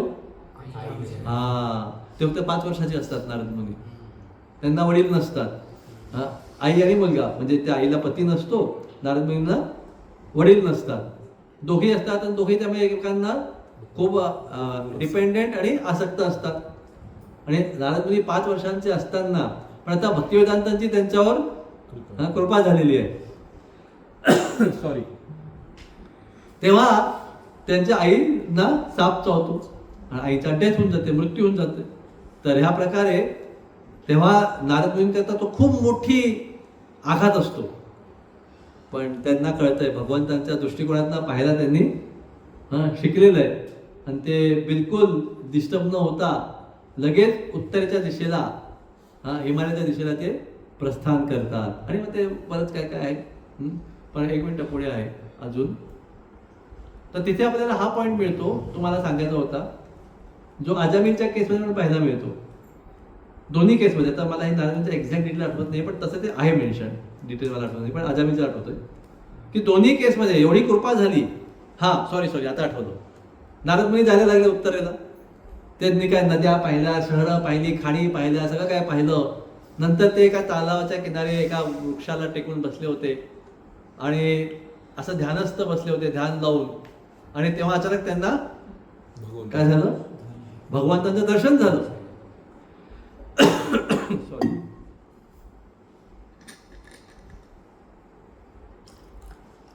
आमच्या इथे गार पाण्याला गरम करा, गरम पाण्याला गार करा, असं चालू आहे.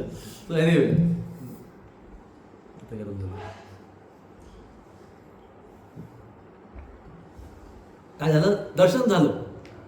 आणि काही सेकंदानंतर ते दर्शन अप्रकट झालं. आणि नारद मुनी मग परत त्यांना वाटलं की भगवंत दर्शन असं कसं आहे, मेकॅनिकल आहे. आपण तसंच ध्यान लावू, असंच बसू आणि असं करू, जसं लास्ट टाइम केलं होतं तसं आपल्याला परत दर्शन होईल, असं नारद मुनींना वाटतंय. जसं कधी कधी आपल्यालाही वाटतंय की असं केल्यावर मला उत्साह येईल. लास्ट टाइम मला खूप उत्साह वाटला होता, मग काय करू.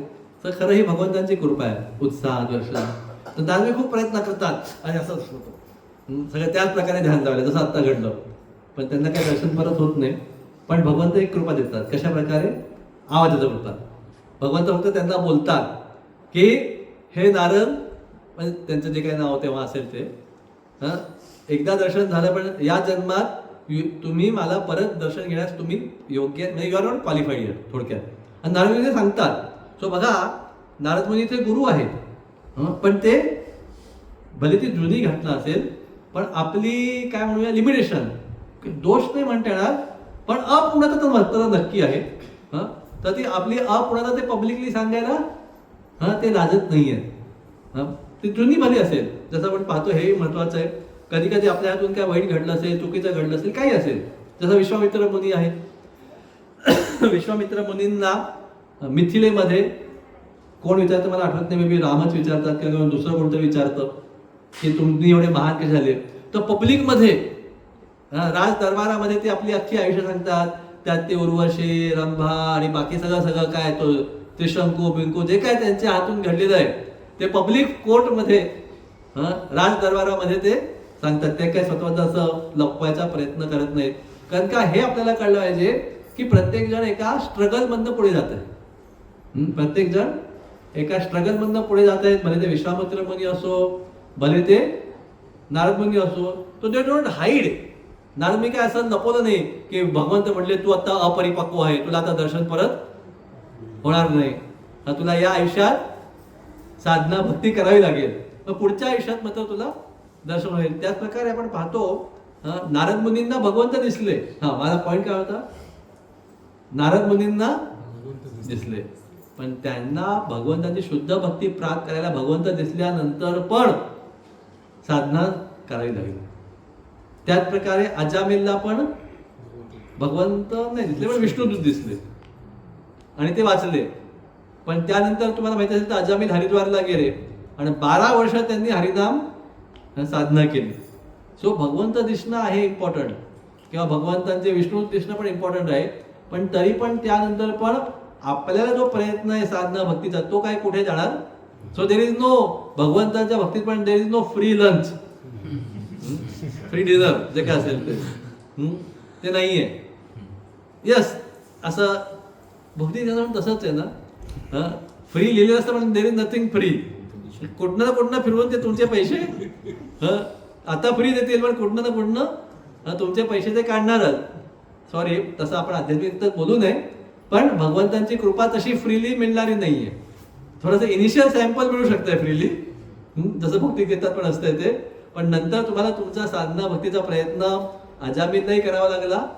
आणि नारद मुनी भगवंतांच्या दर्शनानंतर पण मुद्दा काय होता की दोघांना भगवंतांचं दर्शन झालं, पण आपलं भक्तीतलं जीवन परफेक्ट करायला दोघांनाही मात्र अनेक वर्ष साधना भक्तीचा प्रयत्न करणं आवश्यक होतं. हा माझा पॉईंट होता. सो एनिवे, यस, अक्रूर म्हणतो मी खूप पतित आहे, तरी पण मी तुमच्या चरणांना दंडवत प्रणाम करत आहे.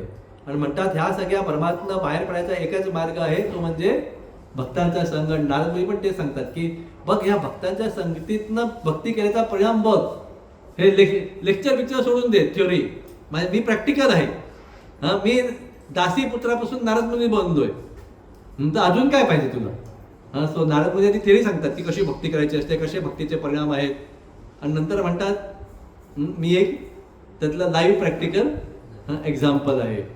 सो एनिवे, असं अक्रूर प्रार्थना करताना भगवंतांनी आपलं ते दर्शन होतं ते अप्रकट करून टाकलं. मला लगेच अक्रूर जागे झाले आणि त्यांना दिसत नाही, 2 दिवस पाण्यातनं बाहेर आले आणि बाकी काय कपडे वगैरे पुसून जे काय असेल ते अंग पुसून ते रथात आले.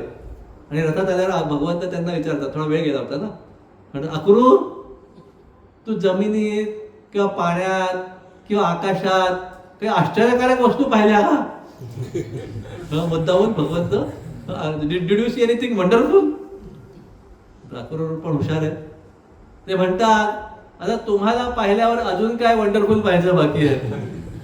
तुम्हाला कृष्ण बलराम माझ्या रथात आहात, तुम्हाला दोघांना पाहिल्यावर या जगात दुसरं काय आश्चर्यकारक पाहण्यासारखं उरलं नाहीये.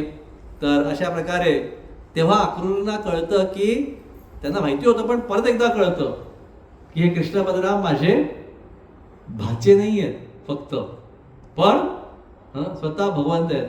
येस गोईंग ऑन ना, स्वतः बॅटरी आहे मी चार्ज करून आणलं, स्वतः भगवंत आहेत. सो आणि अक्रूरने परत रथ चालायला चालू केला. आता आनंदात होता, आधी होता पण आता अजून आनंदात होता. आणि मग संध्याकाळपर्यंत ते मथुरेच्या बाहेर वेशीवर पोचले. पण जेव्हा अक्रूर कृष्ण बलराम निघाले होते, आता सकाळी ज्यांनी ऐकलं असेल, तेव्हा त्यांच्या मागे मागे कोण येत होते सगळे? सगळेच नंद महाराज सगळेच येत होते. पण सगळे इथे आंघोळीला थांबले नाही, फक्त अक्रूर आंघोळीला थांबला. तर तेवढ्यात हे सगळे लोक होते ते आधीच मथुरेच्या आउटस्कर्ट्सला म्हणजे वेशीच्या बाहेर पोचले होते. तिथे जे काय होते गार्डन्स होतं, त्या गार्डनमध्ये बसून त्यांनी आपापले तंबू ठोकले होते, आपल्या बैलगाड्या उभ्या केल्या होत्या आणि तिथे ते सगळे सेटल झाले होते सगळे. तर कृष्ण बलराम आणि अक्रूर मागून तिथे पोचले.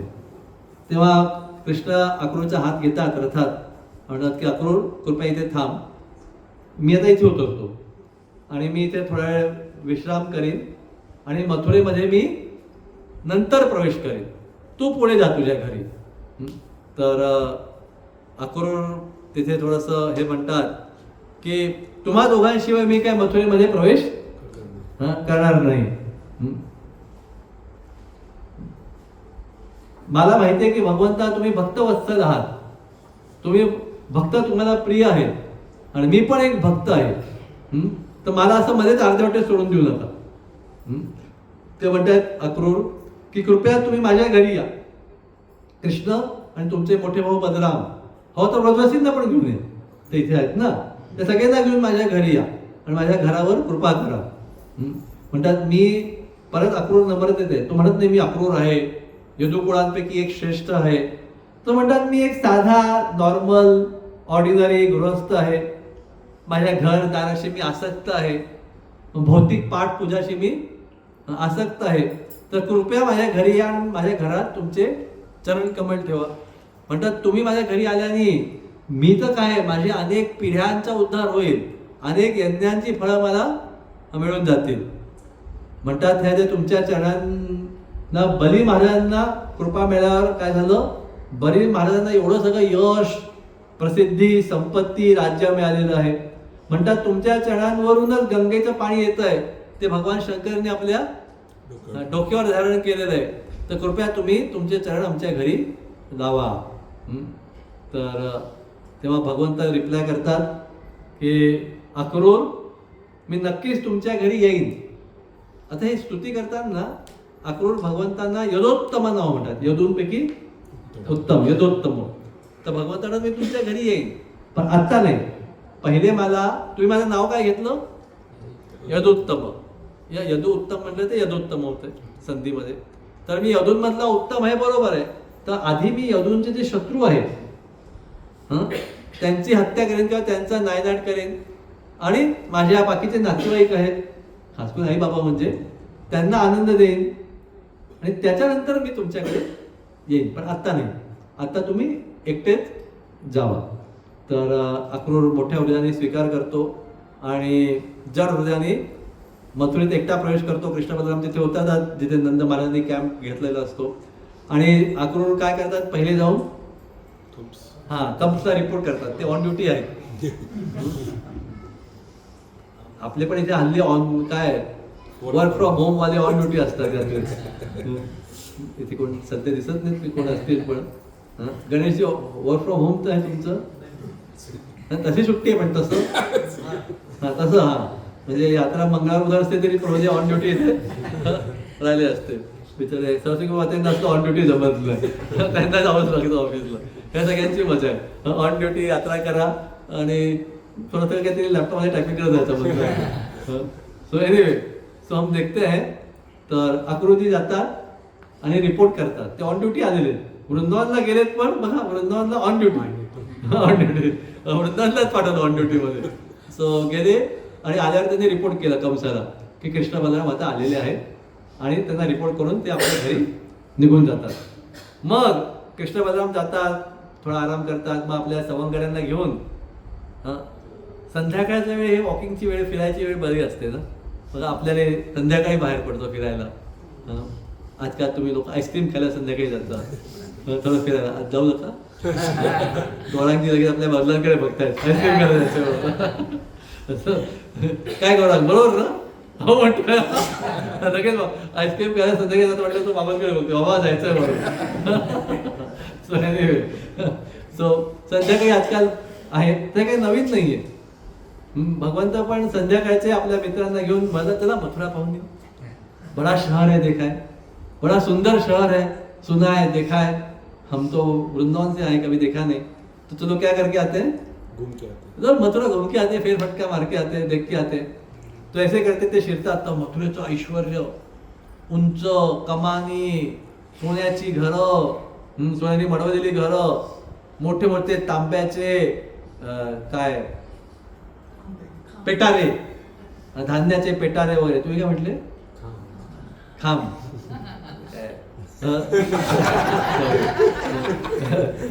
नशीब तांब्या बिंब्या नाही म्हटले, तांब्याचे लोटे वगैरे किंवा पळी पात्र वगैरे नाही म्हटले.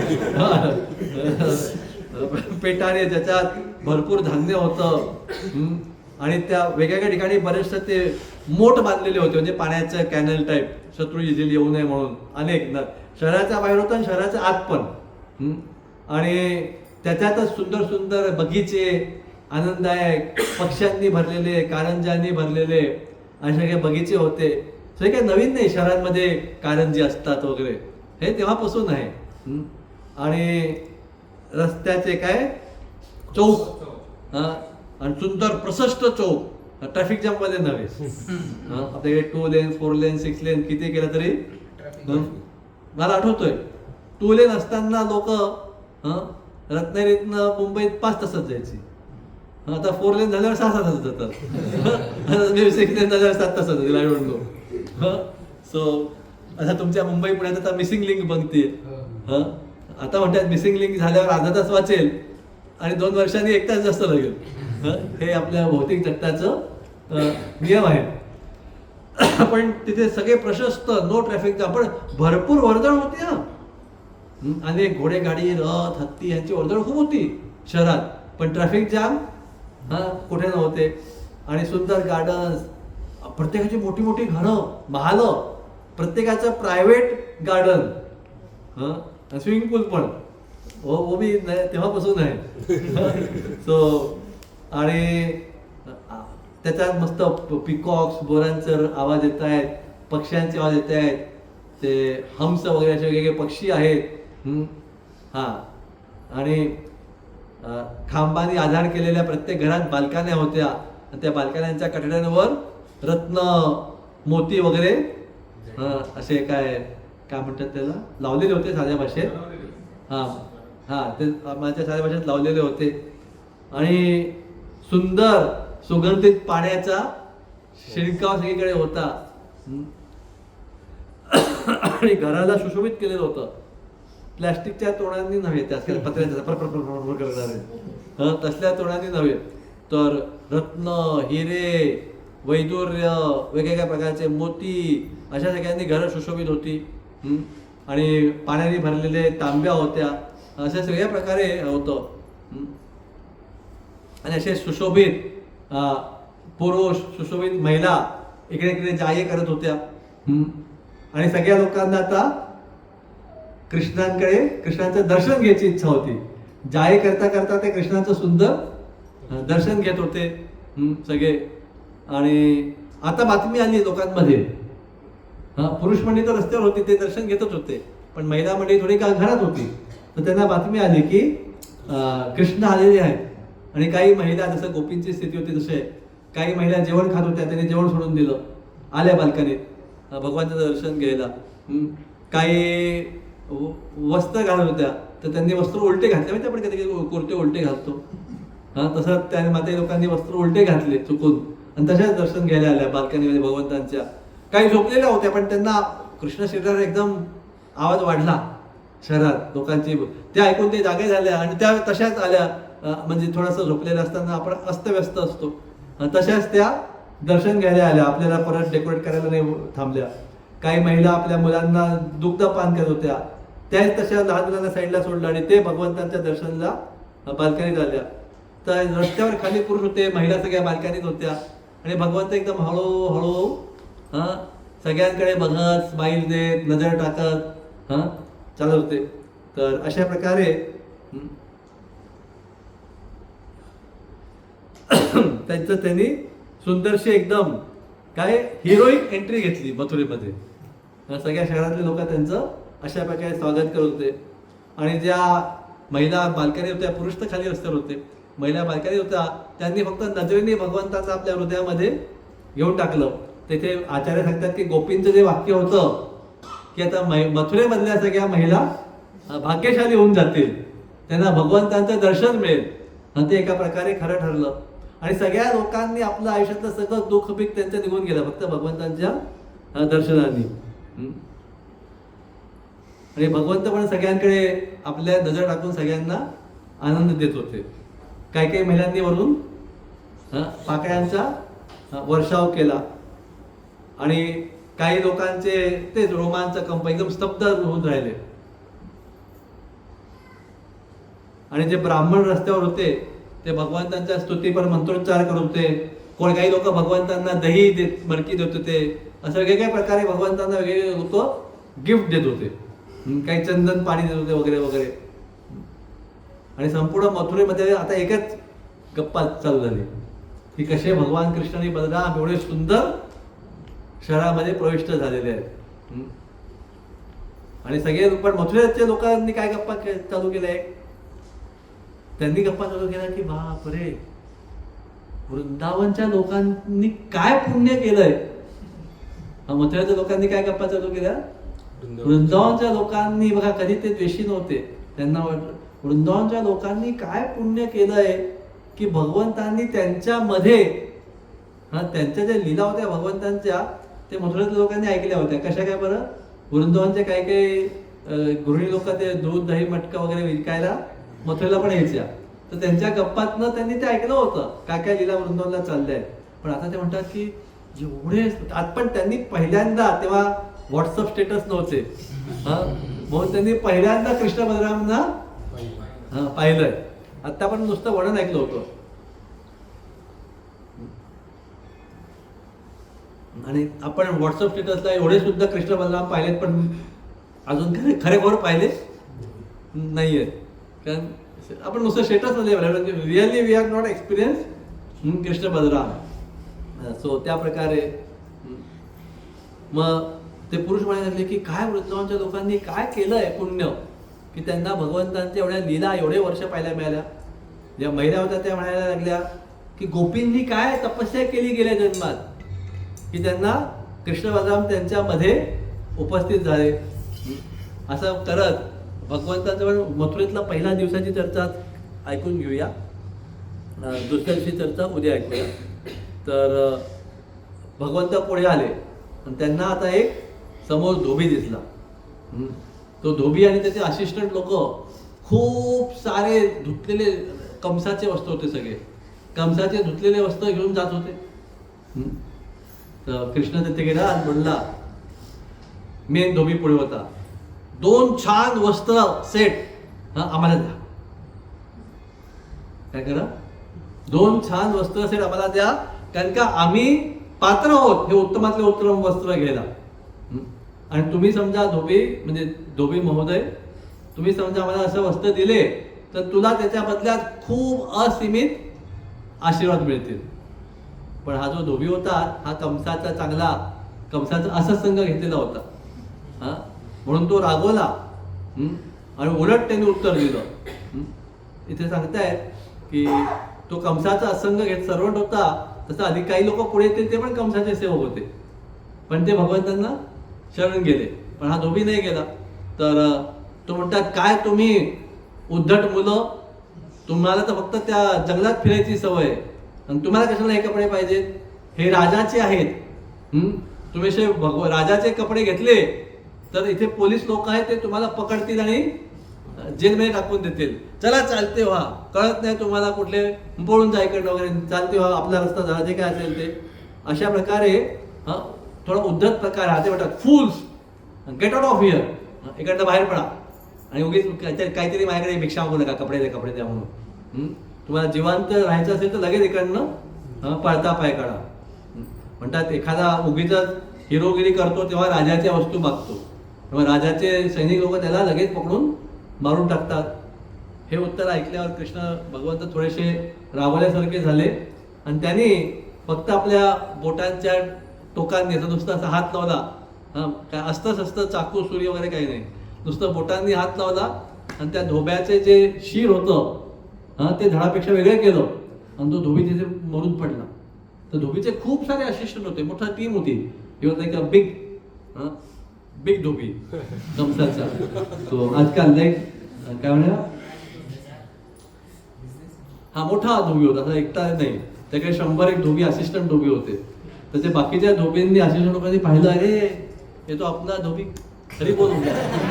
सगळ्यांनी आपली आपली काय बाचकी नाही म्हणणार काय कपड्याचं गाठोडं असते ना, गाठोडी, सगळ्यांनी आपली गाठोडी सोडून दिली जमिनीवर आणि सगळे पळते भोई, सगळ्या 4 दिवसांनी सगळे पळून गेले. मग कृष्ण बलराम त्यांच्या फ्रेंडनी सगळी गाठोडी उघडली.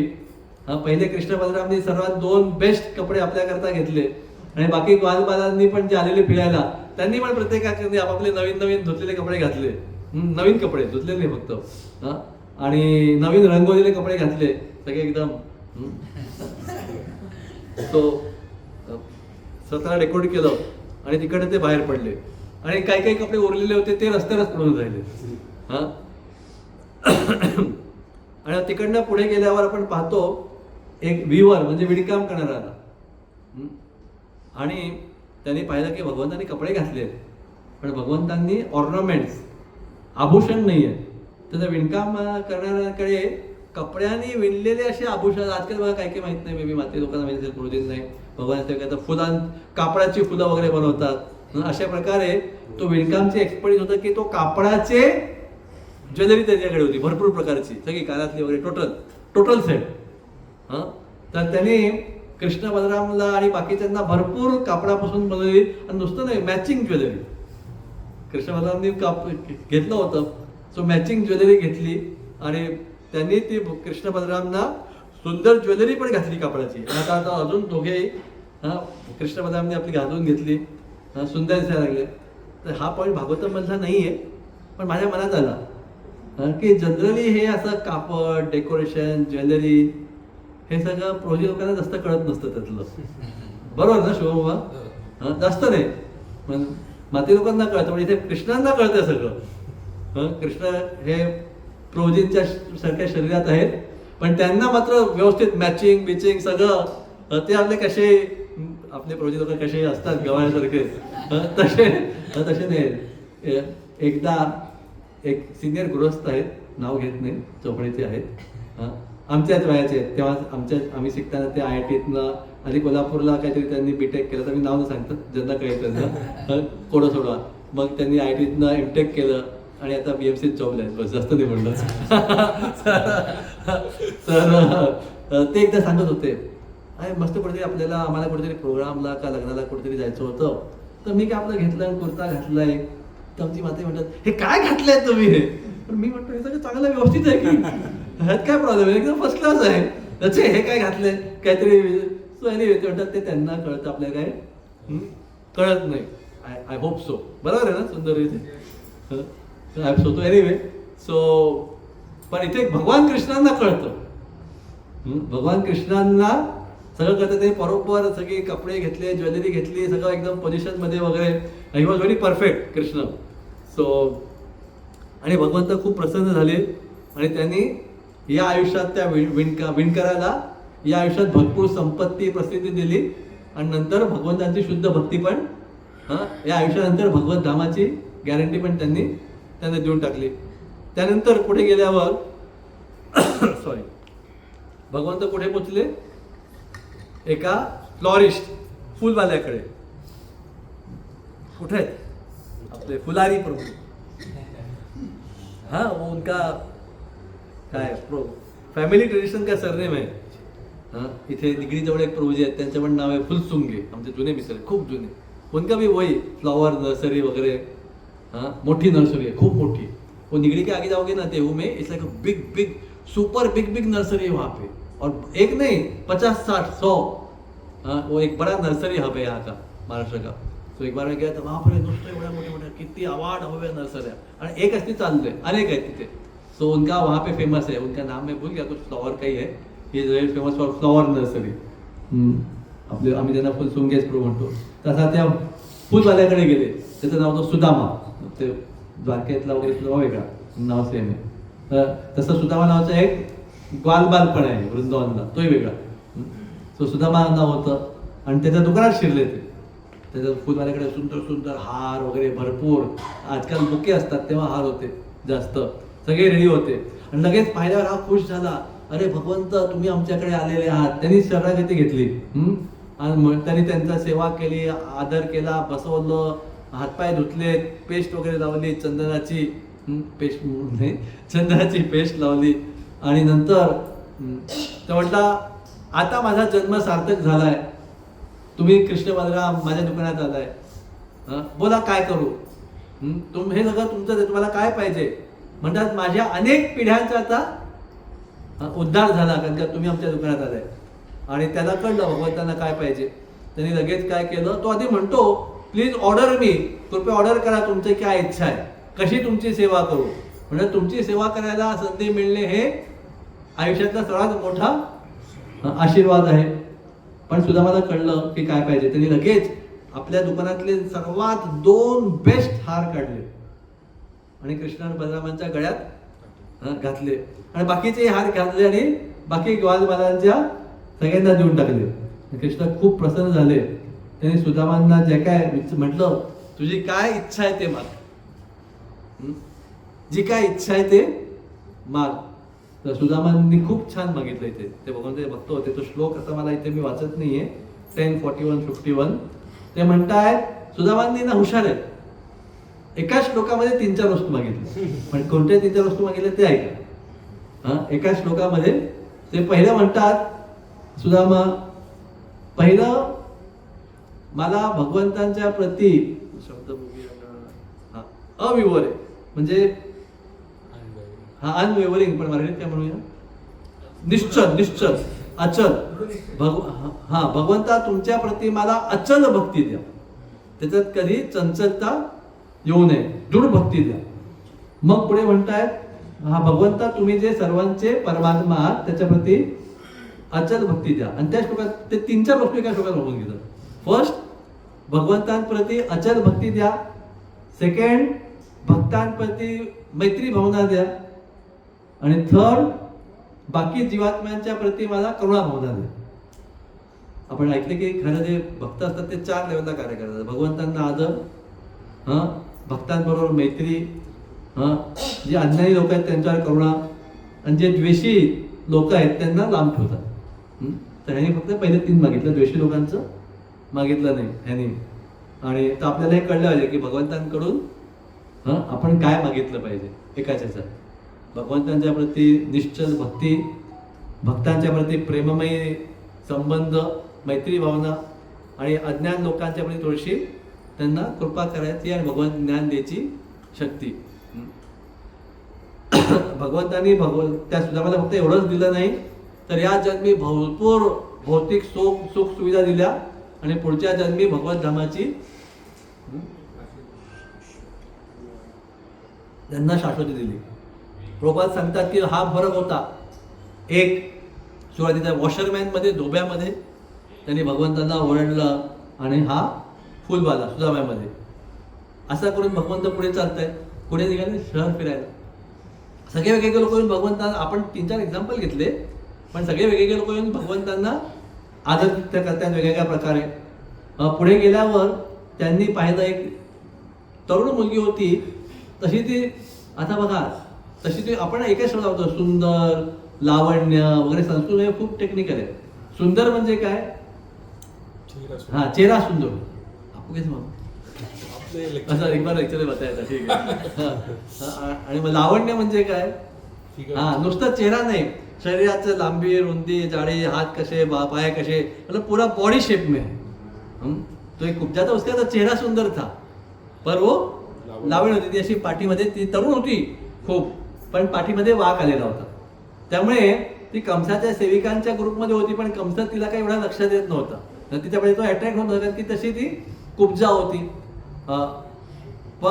आणि ती पण तिचा एक सेवा कंसाला आवडायची. ती कंसा करता खूप सुंदर सुंदर काय म्हणायचे, चंदनाचं पेस्ट आहेच, पण वेगळे ऑइंटमेंट्स, काय म्हणूया, लेप, वेगवेगळे कलरचे लेप, डेकोरेशनचे. आजकल भी रहता है, पर आजकल तो केमिकल रहता है. केमिकल रहेगा तो भी चलेगा. क्या अलग अलग डुक्कर बिक्कर का चर्बी वाला रहता है, माता लोग दशमा, पण आजकाल चलता है ये सब लेप में.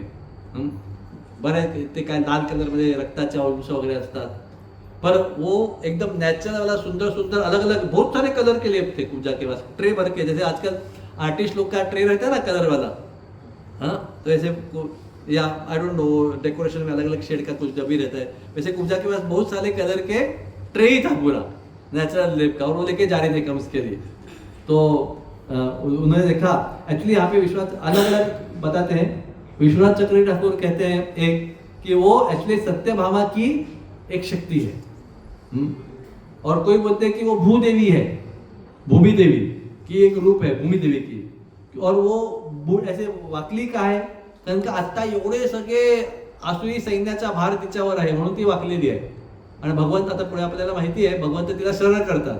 तर ते सांगतायत की भूमी आत्ता तू वाकलेली आहे आसुरी लोकांच्या भारामुळे, पण काय बरं, मी आता सगळ्या ह्या सैन्याला मारून तुला भार रहित करून तुला सरळ करणार आहे, असं भगवंत ते सांगतात.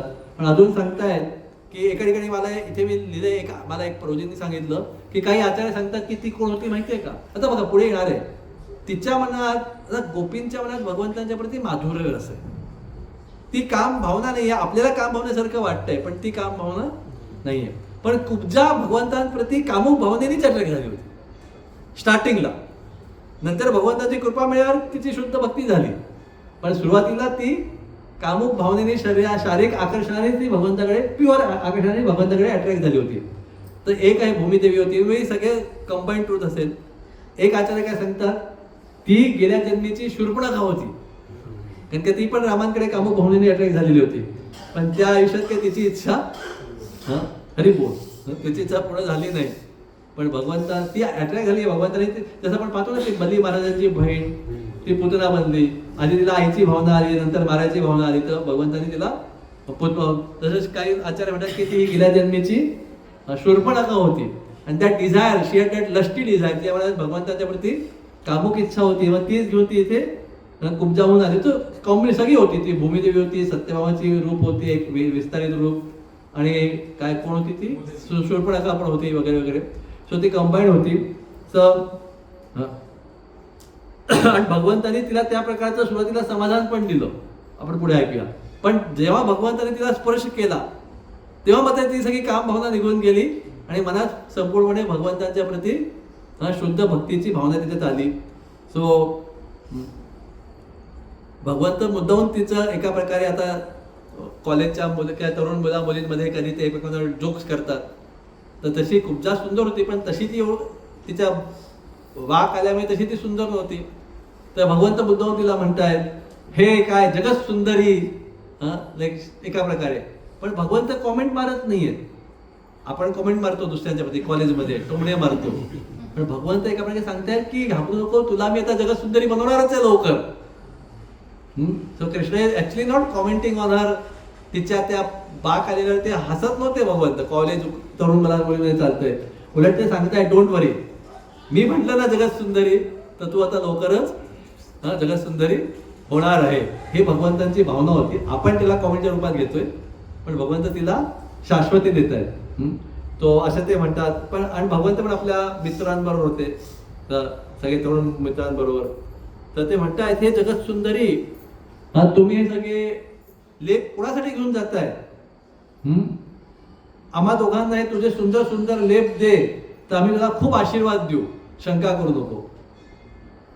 तर ती म्हणते, मी कंसाची सेविका आहे आणि कंसाला मी बनवलेले लेप खूप आवडतात, तर मी दररोज त्यांच्याकरता लेप घेऊन जाते. आणि माझं नाव तिवक्रा, एक तिवक्रा पण असते आणि एक कुब्जा पण असते. ठिकाणी ती वाकली, मग त्रिवक्रा आहे. आणि ती म्हणते पण आता तुम्हा दोघांना पाहिल्यावर मला असं वाटतंय की हे लेप फक्त तुमच्याकरताच योग्य आहे, दुसऱ्या कोणाला देण्यालायक ते योग्य नाही आहेत. म्हणून ती सगळी तिच्याकडचा तो फुल ट्री असतो वेगवेगळ्या कलरचा डेकोरेशनचा, तो ते कृष्ण बलराम देतात. कृष्ण बलराम मी म्हटलं ना, कृष्ण बलराम तसे प्रभूजींच्या सारख्या शरीरात आहेत, पण त्या बरोबर ते मॅचिंग कॉन्ट्रास्ट कलरमध्ये लेप लावतात. भगवान कृष्ण कोणत्या लेप लावतात? लाईट कलरचे, कारण की ते श्याम म्हणून आहेत, आणि बलराम जी व्हाईट कलरचे आहेत म्हणून ते डार्क कलरचे लेप घेतात. आणि दोघे कृष्ण बलराम आपापल्या शरीर वेगवेगळ्या लेपनी सुंदर डेकोरेट करून घेतात. आणि ते लेप नुसते लेप नसतात, ते सुगंधी पण असतात. आणि पण इथे कुब्जा जी आहे किंवा त्रिविक्रा आहे ती भगवंतांना हाक मारताना रिस्पेक्टफुली हाक मारत नाही, ती एकेरी नाही म्हणता येणार, पण इक्वल टर्म्स सारख्या ह्याच्यात मारते, कारण तिच्या मनात आता भगवंतांच्या प्रती एक फ्रेंडशिप म्हणजे काम भावनेच्या हिशोबात ती बोलते भगवंतांशी. तर अशा प्रकारे ती देते आणि भगवंत ते घेतात आणि सगळे बरोबर मॅचिंग कॉन्ट्रास्टवाले डेकोरेशन, एक तर कॉन्ट्रास्ट असते किंवा मॅचिंग असते, तसं ते घेतात आणि ते लावतात. आणि मग भगवंत तिच्या पायावर पाय ठेवतात असं, आणि तिचं असे हे पकडून एक असा झटका देतात आणि तिला एकदम ताट, आणि जसं भगवंत म्हटले होते जगत सुंदरी, ती one of the most beautiful women ती बनून जाते तेव्हा.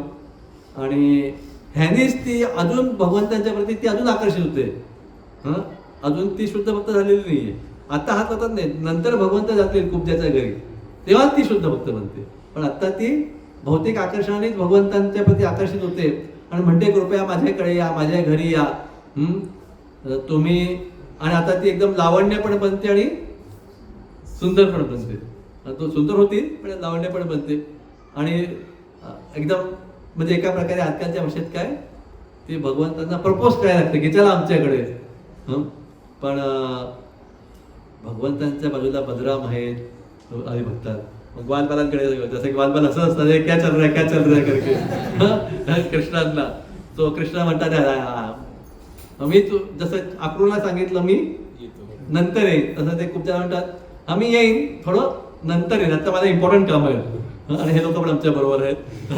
तर तेव्हा कुब्जाला म्हणतात मी नंतर येईन, मग कुब्जा निघून जाते आणि कृष्ण बलराम अजून पुढे चालतात. अशा प्रकारे संपूर्ण शहर त्यांचं स्वागत करतंय.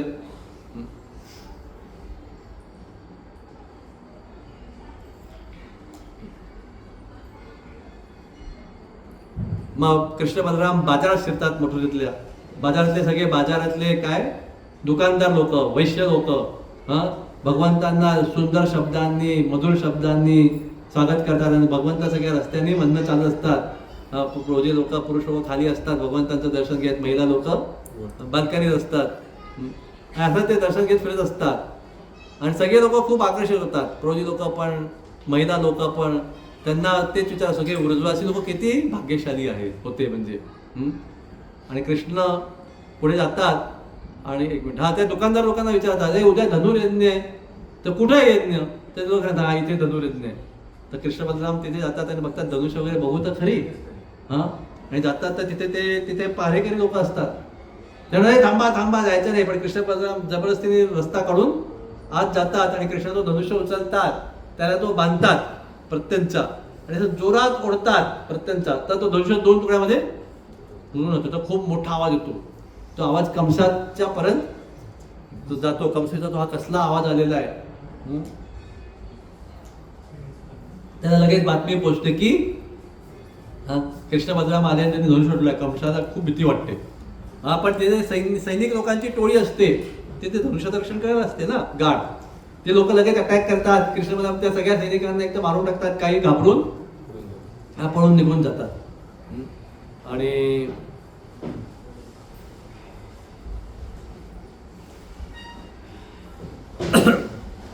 आणि सैनिक लोकांकडे धनुष्य बाण वगैरे असतात. तर कृष्ण बलराम त्या तुटलेल्या धनुष्याच्या माध्यमातून एकेकाने एक तुकडा घेताना त्या तुकड्यांनी सगळ्या सैनिकांना मारून देतात. हरे कृष्ण हरी बोल. तर आपण पाहतो की तो धनुष्य तुटलेला आवाज ऐकून तो तुटल्या धनुष्य आवाज ऐकून कंस जो असतो तो पूर्ण घाबरून जातो. Just 1 minute. आम्हाला माहिती आहे प्रसाद आलेला आहे, पण थोडी एवढी चलबिचलता वाढवू नका, सगळ्यांना मिळणार आहे. हरे कृष्णा. दामोदर जी थोड़ा बताओ अपने लोगों को, आप हमारे सीनियर हो, तो लोग थोड़ा अभी तक शांत थे, प्रसाद आते सब हिलने डुलने लग गए. तो अभी सोचने लगे कब लेक्चर खत्म होएगा. तो एनीवे लेट्स सी. मेरे को भी मालूम नहीं कब खत्म होएगा, हम बढ़ते जा रहे हैं. अभी तक सब आप जागे हो, आप सो जाओगे तो लेक्चर खत्म हो जाएगा. तो सब लोग तो जागे अभी तक. So anyway yes. आणि काही लोक कंसापर्यंत जातात, त्यातले काही सैनिक उरलेले, आणि सांगतात अरे तो कृष्ण बलराम आला, म्हणजे आला जे काय असेल ते, आणि त्याने धनुष्यबाण तोडला, आम्ही आक्रमण केलं तर आमच्या सगळ्यांना मारून टाकलं, आम्ही 2-4 लोक वाचून इथे तुम्हाला रिपोर्ट करायला आलेलो आहोत. आणि हे सगळं पाहून मथुरेचे लोक म्हणतात हे तर खरोखर भगवंतच आहेत दोघे. अजून ते त्यांच्याबद्दल चर्चा करायला लागतात, म्हणतात शक्तिशाली आहेत, सुंदर आहेत, असं सगळं मधुर बोलतात वगैरे. आणि असं करत ते सगळं शहर फिरतात, आणि संध्याकाळी परत आपल्या बाहेर जो कॅम्प असतो नंद महाराजांचा, आणि तिथे कृष्ण बलराम निघून जातात. आणि जी म्हणत असं कृष्ण बलराम निघताना वृंदावनच्या गोपींनी भविष्यवाणी केलेलीच असते की आता मात्र मथुरेतल्या लोकांचे आनंदाचे दिवस येणार आहे, तर आम्ही मात्र दुःखाच्या सागरात बुडणार आहोत. आणि ते तसं ते घडत आहे. आणि मग कॅम्पमध्ये आल्यावर कृष्ण बलराम जे आहेत ते आरामात झोपतात, रात्री शांततेत झोपतात. आणि कंसाला 1 सेकंदाची पण झोपेत नसते. कंसा पुढे घाबरलेला असतो, टेन्शन मध्ये असतो, एन्झायटी मध्ये असतो. He could not sleep even for 1 second, हे सांगितले भागवतामध्ये. आणि कृष्ण त्याला ऐकते ना, कृष्ण बलरामने धनुष्य तोडला, तिथल्या सैन्याला मारून टाकलं, हे सगळे बातम्या त्याला पोचलेल्या असतात. आणि रात्रभर जागा राहतो, विचार करत असतो काय करू काय नको करू. त्याने बाकी अरेंजमेंट केलेली असते. आणि कंस तो अपशकून पाहत असतो. आता रात्री काय काय त्याला अपशकून दिसतात, तो आपल्या काय म्हणतो रिफ्लेक्शन, आरशात रिफ्लेक्शन पाहतो, पण त्याला त्याचं डोकं दिसत नाही आपलं. मग पुढे तो पाहतो आकाशात, तर त्याला तारे आणि चंद्र सगळे डबल दिसतात. तुम्ही काय 3D मूवी विदाउट चष्मा पाहिला तर बरोबर ना, डबल दिसतात चष्मा काढला तर. तो पाहतो असे डबल तारे, डबल चंद्र, असं का दिसतंय कंसाला. आणि तो एक कधी आपली सावली पाहतो, तर सावलीमध्ये त्याला भोग दिसतोय सावलीमध्ये मध्ये. आणि असे अनेक त्याला अपशकून दिसायला लागतात. आणि तो खूप घाबरलेला असतो. आता त्याला स्वप्नात काय असं दिसतंय की त्याची घोड्यावर धिंद काढतायत वगैरे, घोड्यावर नाही गाढवावर धिंद काढतायत, कोणी दिसतंय की तो विष पितोय, असे वगैरे त्याला स्वप्न किंवा असे विचार यायला लागतात. आणि तो खूप डिस्टर्ब झालेला असतो. आणि मृत्यूच्या भीतीमुळे त्याला रात्रभर झोप येत नाही. आणि ह्याच्या विरुद्ध आक्रोश होता. त्याला काय मृत्यूची भीती नाही, भगवंताला तो कंस मारू शकत होता, पण तो गेला. अशा प्रकारे भगवंतांचा पहिला दिवस मथुरेला जातो. एक मिनिट, किती पेजेस बाकी आहेत ते ठरवतो की आज घ्यायचं का उद्या घ्यायचं. अरे झालंच आहे, थोडंच उरलंय. हरी बोल. ठीक आहे, 2 मिनिटाचं उरलं. तर ते डे 2 ची सुरुवात करतोय आपण. बाकी डिटेल आपण उद्या ऐकूया की भगवंतांचा मथुरेतला बघा. वृंदावनचे शेवटचे पण डे बाय डे घेतले. सकाळी कसं अरिष्टासूरला वध केलं, मग केशी विमासूर, मग घरी आले, मग अक्रूर आला, मग ऋषी गप्पा मारल्या, मग प्रवास केला. एक दिवशी द्वादशीला अक्रूर केला, त्रयोदशीला नाही सॉरी एकादशीला जे काय असेल ते, आणि चतुर्दशीला धनुर्यज्ञ होता इथे. असं करत ते आले. आणि शेवटी सकाळी रात्र संपली आणि सकाळी उठले. आणि आता कंस उठला नाही, कंस जागाच होता. कृष्ण बलराम उठले, त्यांनी स्नान इत्यादी केलं. आणि कंसाने आता सकाळी तो जागा होता, त्याने आदेश दिला की आता काय कुस्ती रेसलिंग मॅचची तयारी करा. आणि सगळ्यांनी ते आखाडा तयार केला वगैरे वगैरे. तो तिथे सगळे शहरातले लोक आले, आपापले पोझिशन घेऊन बसले. नंद महाराज पण तसे एक प्रमुख राजा आहेत कंसाच्या एरियातले, त्यांना एक स्थान होतं. बाकी सगळ्या राजा लोकांना, ते सगळ्यांना संपूर्ण त्या आखाड्यात वेगवेगळ्या काय म्हणूया पवेलियन मध्ये लोक असं झाले. मथुरातले शहरातले लोक आले, महिला पण आल्या पाहिला. तर असे सगळे बसले होते. काय राज गेस्ट राजाचे गेस्ट लोक वेगळ्या ठिकाणी बसले होते, सगळे व्यवस्थित बसले होते आणि मिनिस्टर लोक बसले होते. अक्रूर बसला होता, सर्वात उंच स्थानावर कंस बसला होता. मग आता म्युझिक वाजायला लागलं, टेलिंग की हाऊ आता हे काय बघा, वातावरण निर्मिती व्हायला पाहिजे ना कुस्तीसाठी. डिग डिग डिग हॉरर हा आजकाल बघा, असं काय कुस्ती असेल तर आधी थोडासा त्या प्रकारचे बँड वाजतात to arouse your competitive mood. Yes, आणि लोक पण एकदम असे तयारी करत असतात. त्या प्रकारे झालं आणि नंद महाराज वगैरे येऊन बसले आणि ते विचार करत आहेत. त्यांनी पाहिलं शल तोषल चाडून ऋषी श्रीराणे, बापरे एवढ्या लोकांबरोबर आपल्या कृष्ण बलराम युद्ध करणार, हे तर एवढे उंच धिप्पाड कोण आहेत, कुस्तीवीर आहेत. आणि कंस मुद्दाहून नंद महाराजांना बोलवत होता, या या बसा, घाबरू नका. तुमच्या मुलांना वगैरे म्हणजे कंस म्हणत होता नंद महाराज एवढं घाबरू नका वगैरे असं सांगत होता, पण मुद्दाहून तो बोलत होता. पण नंद महाराजांनी काय पाहिलं, हे सगळं घडतंय पण आपले कृष्ण बलराम कोणी दिसत नाहीये. कृष्ण बलरामने सुरुवातीला मुद्दामून कंसाच्या आदेशाचं उल्लंघन करायचं, त्याचा आदेश पालन नाही करायचा म्हणून तेवढे दुसरीकडे फिरायला निघून गेले होते. सगळं जमलंय, सगळे बाकीचे कुस्तीगिरी जमलेत, पण कृष्ण बलरामच नाहीयेत. तर कंस आपल्या काही लोकांना बोलवतो, काही लोकांना नाही, काही ग्वाल लोकांनाच बोलवतो नंदमण्यांच्या ग्रुपमधल्या, म्हणतो की जावा आणि कृष्ण बलरामाला सांगा व्यवस्थित पद्धतीने काय शिस्तीने वागा, लवकर इथे या, कोणीतरी राजाच्या आज्ञाचं उल्लंघन करू नका. आणि ते लोक गेले, जातच होते, तेवढ्या तिथे म्युझिक वगैरे वागायला चालू झालं तर कृष्ण बलरामाने ऐकलं होतं म्युझिक. ते म्हणतात चला चला जाऊन बघू काय होतं. तर ते पण तिथे तेवढ्या येतच होते. आणि अशा प्रकारे ह्या दुसऱ्या दिवसाची सुरुवात झालेली आहे जस्ट. पण पुढे काय होईल भगवंतांच्या दुसऱ्या दिवसात मथुरेतल्या, ते आपण पण आपल्या हाताच्या दुसऱ्या दिवशी ऐकूया. म्हणजे उद्या ऐकूया. हरे कृष्णा. तर आज इथे आपलं आजचं किती वाजले, 7:45 ओके, 1.5 तास गुड इनफ. तर आज इथे आपण थांबूया आणि